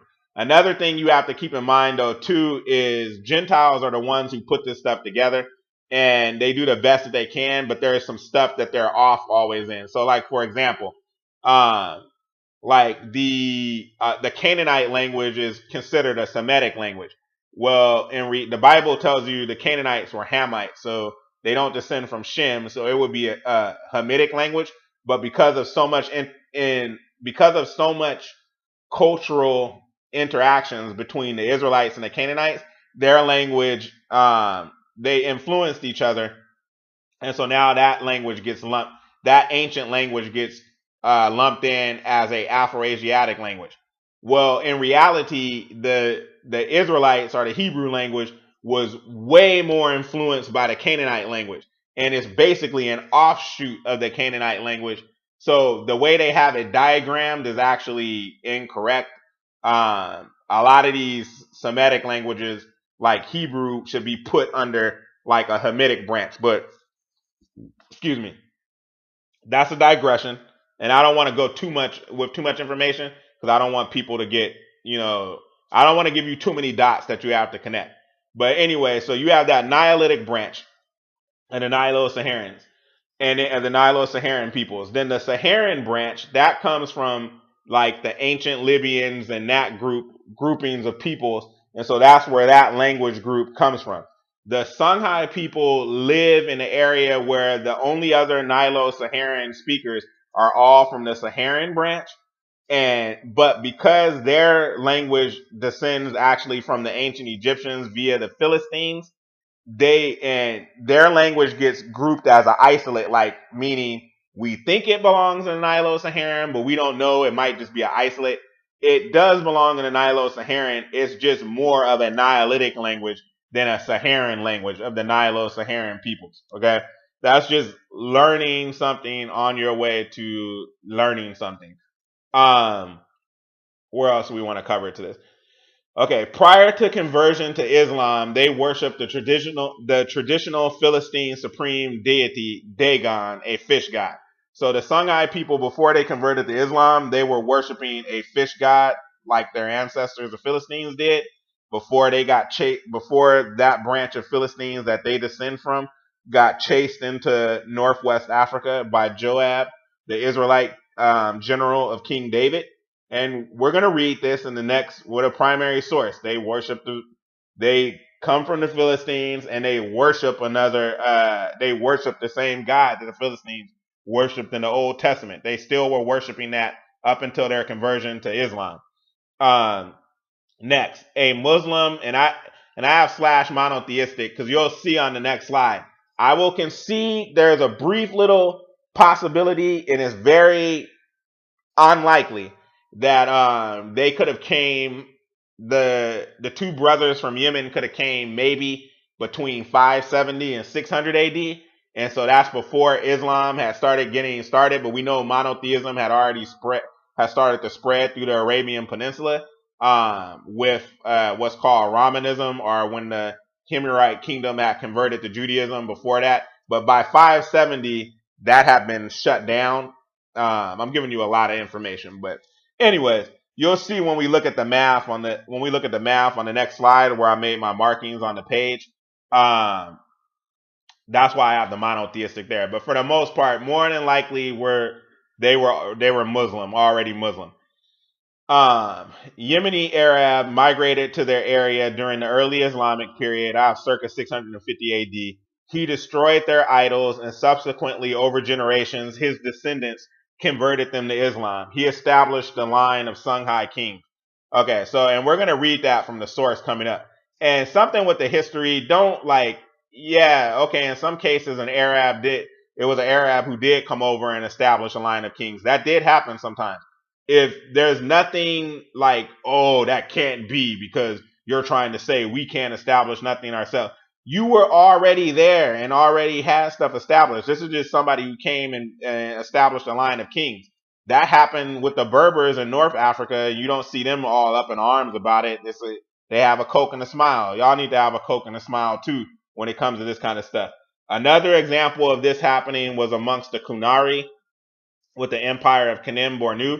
You had Yemen Arabs also coming there in the 11th century and establishing the Sufawa dynasty. But that's a lesson for another day. Well, actually, it's not a lesson for another day because I'm not going to do a lesson on Kanem Bornu. I only do lessons related to Israelite groups. Because I'm trying to focus on them and the history of my people. So That's where I go. That's what I focus on. So there won't be a lesson on that. But I do touch on Kanem Bornu a lot in different lessons that I do. Okay, so we're going back to this source to close out. And what we were talking about earlier too, the Kunari are also a Nilo-Saharan peoples. Just more information, learning on your way to learning.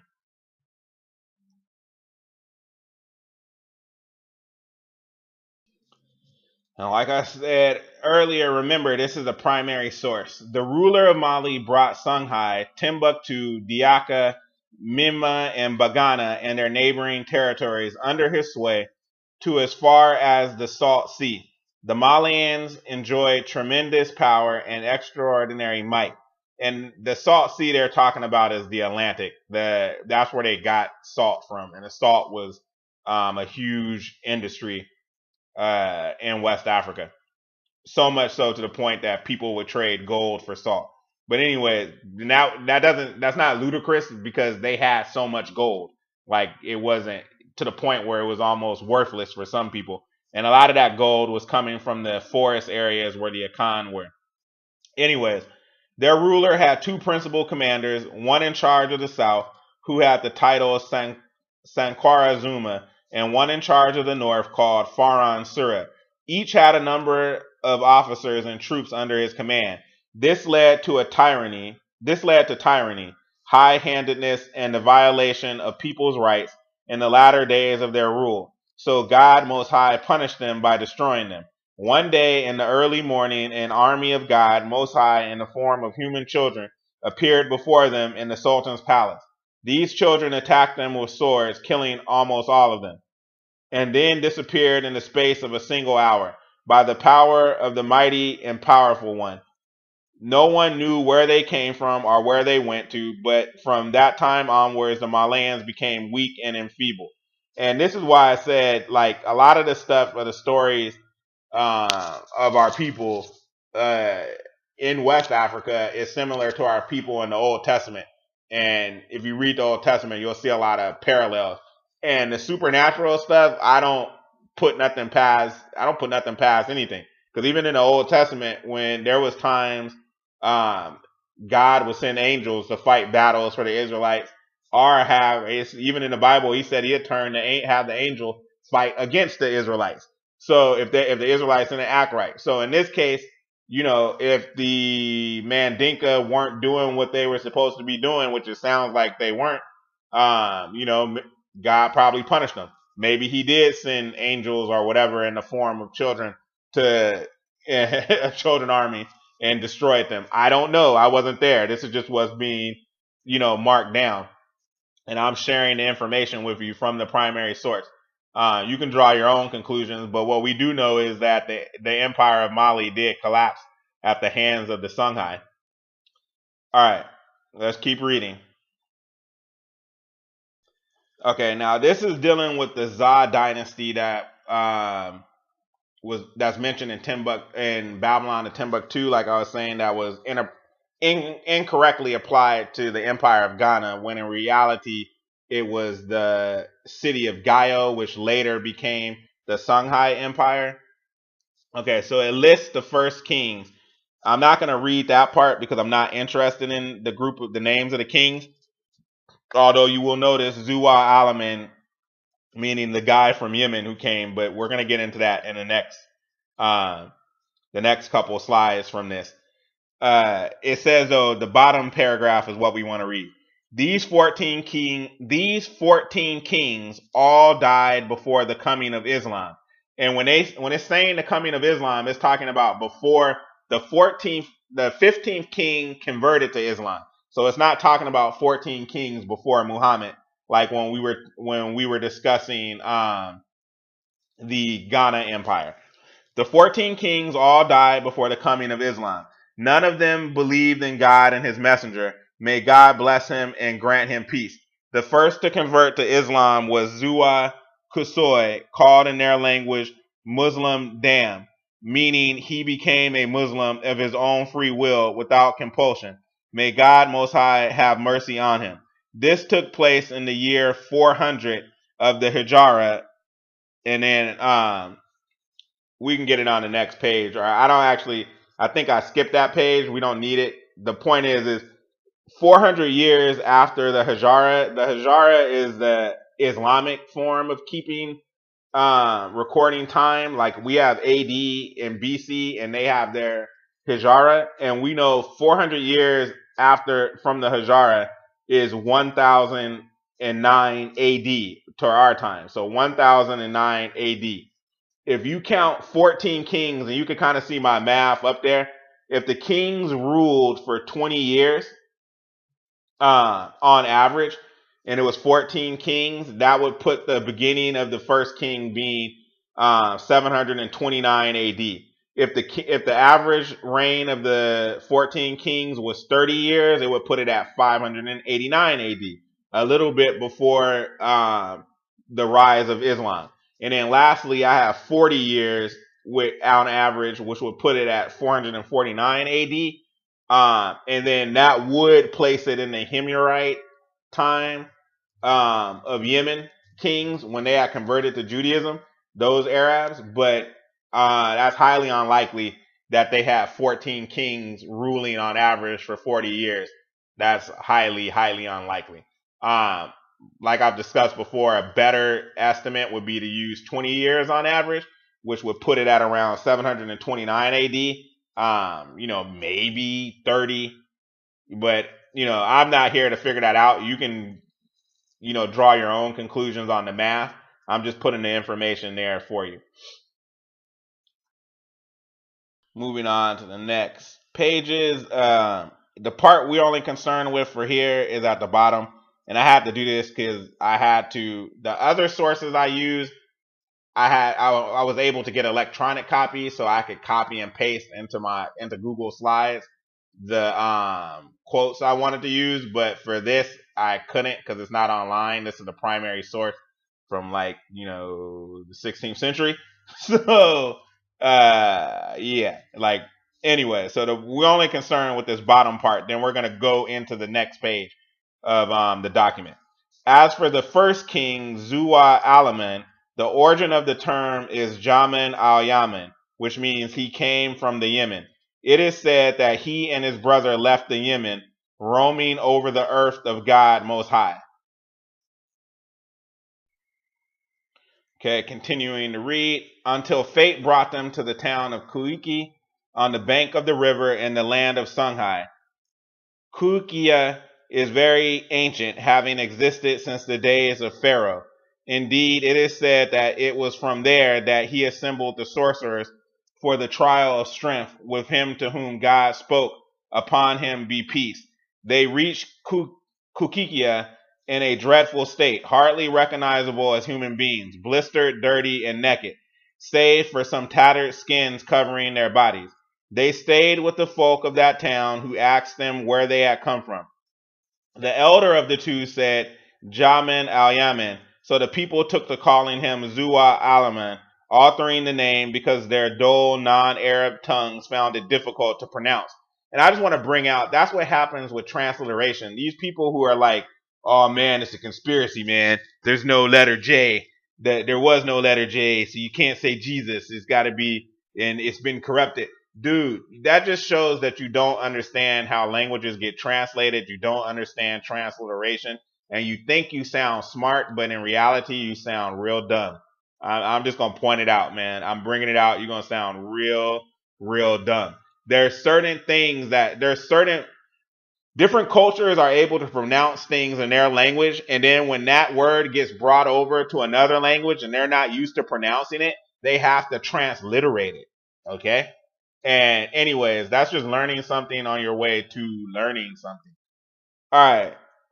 He dwelt, and I only bring that up because it's a lot of brothers who they watch YouTube stuff and conspiracy stuff and think that they got some secret knowledge. Like I said earlier, I call it the third eye. I think me and my wife call them third eye documentaries.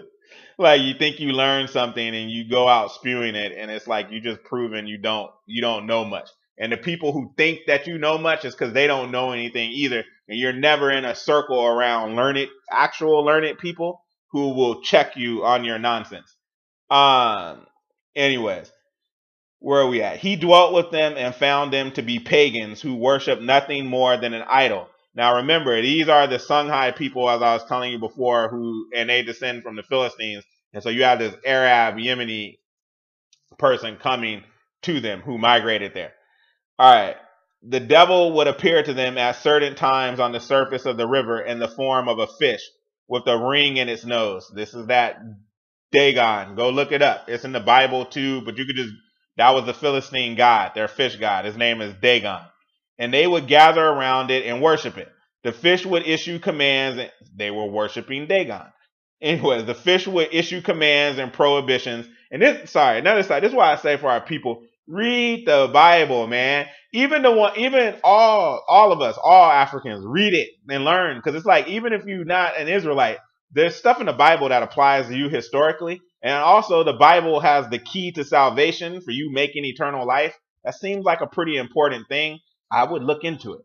Anyways, and this is why I get into the stuff too that I don't understand why some groups get mad that they're not Israelites when it's like you have your own rich history, which in some of y'all's history is greater than the Israelites' history because our history is filled with slavery and screw ups where God has to whoop on us. Okay. Anyways, that's just my side rant for a second. All right. The fish would issue commands and prohibitions, and people would disperse and execute its commands, avoiding what it had prohibited them. On such occasions, Zua Alaman would be present. Now, when he realized that these folks were in manifest error, he secretly made up his mind to kill the fish and set his heart upon so doing. God aided him in this, and on the day of the fish's appearance, he threw an iron harpoon at it and killed it.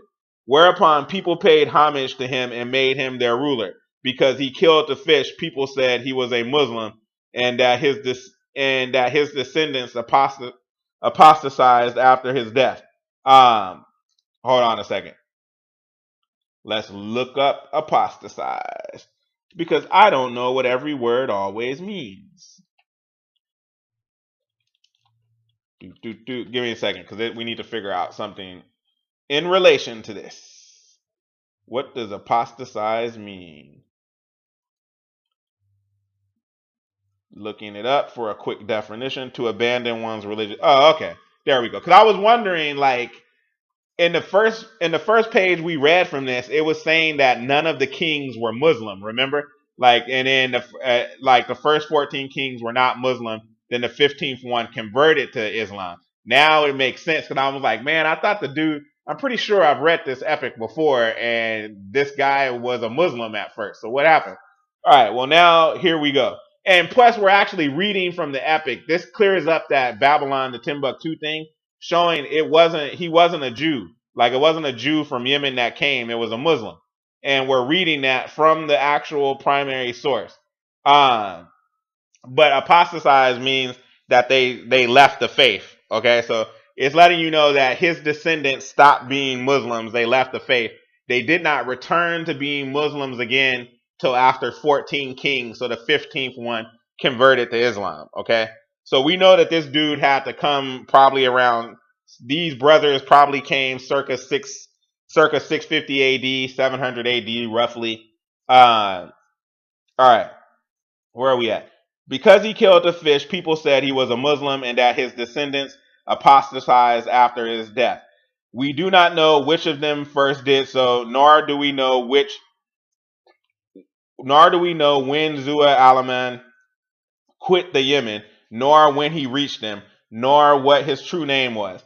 The expression became a proper name for him, and the first part of it, Zua, a title for those rulers who succeeded him. They bred and multiplied to such an extent that only God Most High knows their number. They were distinguished by the strength, intrepidness, and bravery, and by their great height and heavy build.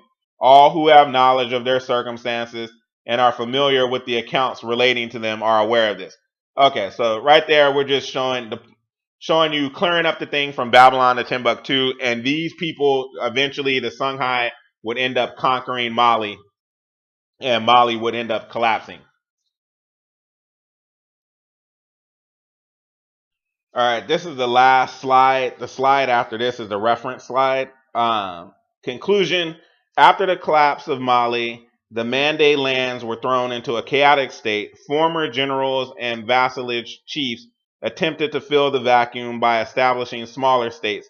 This state of disarray led to many Mande becoming victims of the transatlantic slave trade, usually by capture from other groups, i.e. Fulani, Tuaregs, Songhai, directly by Europeans. And that was rare in the slave trade, but in the case of the Mande, you actually did have the two groups that had the most of Europeans actually capturing them, because in most cases, the Europeans were on the coast. They couldn't get into the interior and capture people. And so it was mostly either Hamites selling Israelites into slavery, or it was Israelite clans warring against each other for supremacy and selling the captives off into slavery.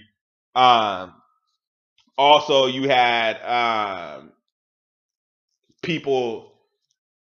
Well, that's not the point of this, so I'm not gonna go. I'm not gonna go into that. But the two main groups where you actually had Europeans sometimes capturing them directly would be the Mande and the Bakongo people down in the Congo, with the Portuguese.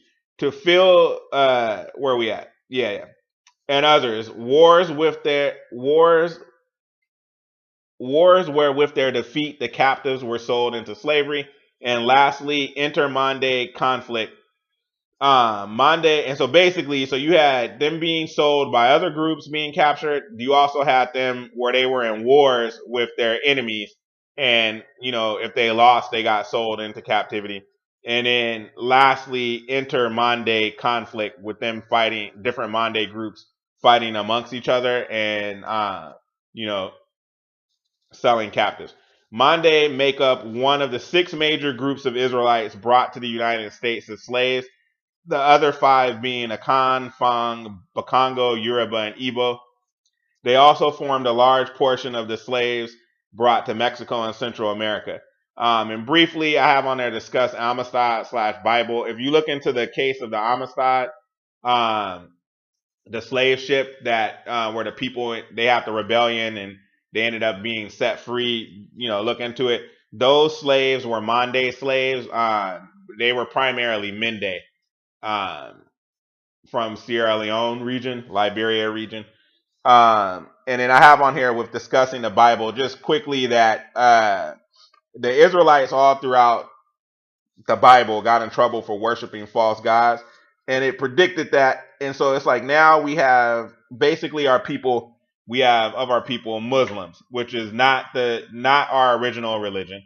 Then we also have the pagan stuff with the, I call it Ooga Booga, but with the voodoo and other things, though the juju or whatever you want to call it. That's not our original religion either. And then you have others of us who practice Sunday Christianity, which is also not our original religion, which is something that the Roman Empire created, blending paganism with our actual original religion. But that's a story for another day. So I'm just pointing out that the scriptures talk about that. Even to the point, even with it says that we will go into other lands and that we will worship other gods, wood and stone, whether that wood and stone is an actual idol, or whether that wood is the cross, or whether that stone is the Kaaba that you go kiss in Mecca, whatever it may be. We need to come back to our true religion, which is worshiping the true God of Israel and following the commandments as listed in the Bible. Yeah. And I'll close. You can look up on your own in Zephaniah chapter 3. It talks about the Israelites from beyond the rivers of Kush, and that's what we've been talking about in this lesson and in many lessons. And it talks about how in the last days when Christ returns, he's going to gather his worshipers, the Israelites who live beyond the rivers of Kush. That's who we've been talking about the whole time. All right. And now we're going to move on to the reference page and close out. All right, here's the reference page. I'm going to leave it up for a second. I'm only going to read this bottom part from when Joab chased the Philistines, just showing you that was an actual source, that he did chase them into Northwest Africa. At the bottom, I have it highlighted. Rabbi Joseph Schwartz, in his book Tabut Hariz, Jerusalem 1845, says, according to the accounts of people of repute and worthy of all confidence, and who continually arrive from Morocco to Jerusalem, it is a certain and well-known fact that near the region of Zagara, in the kingdom of Fez in Morocco, there is an inscription in Assyrian letters engraved on a stone tablet which says, "Up to here I, Joab, son of Zeruiah, pursued the Philistines." All right, I hope this lesson was gave you knowledge and insight. Shalom and be blessed.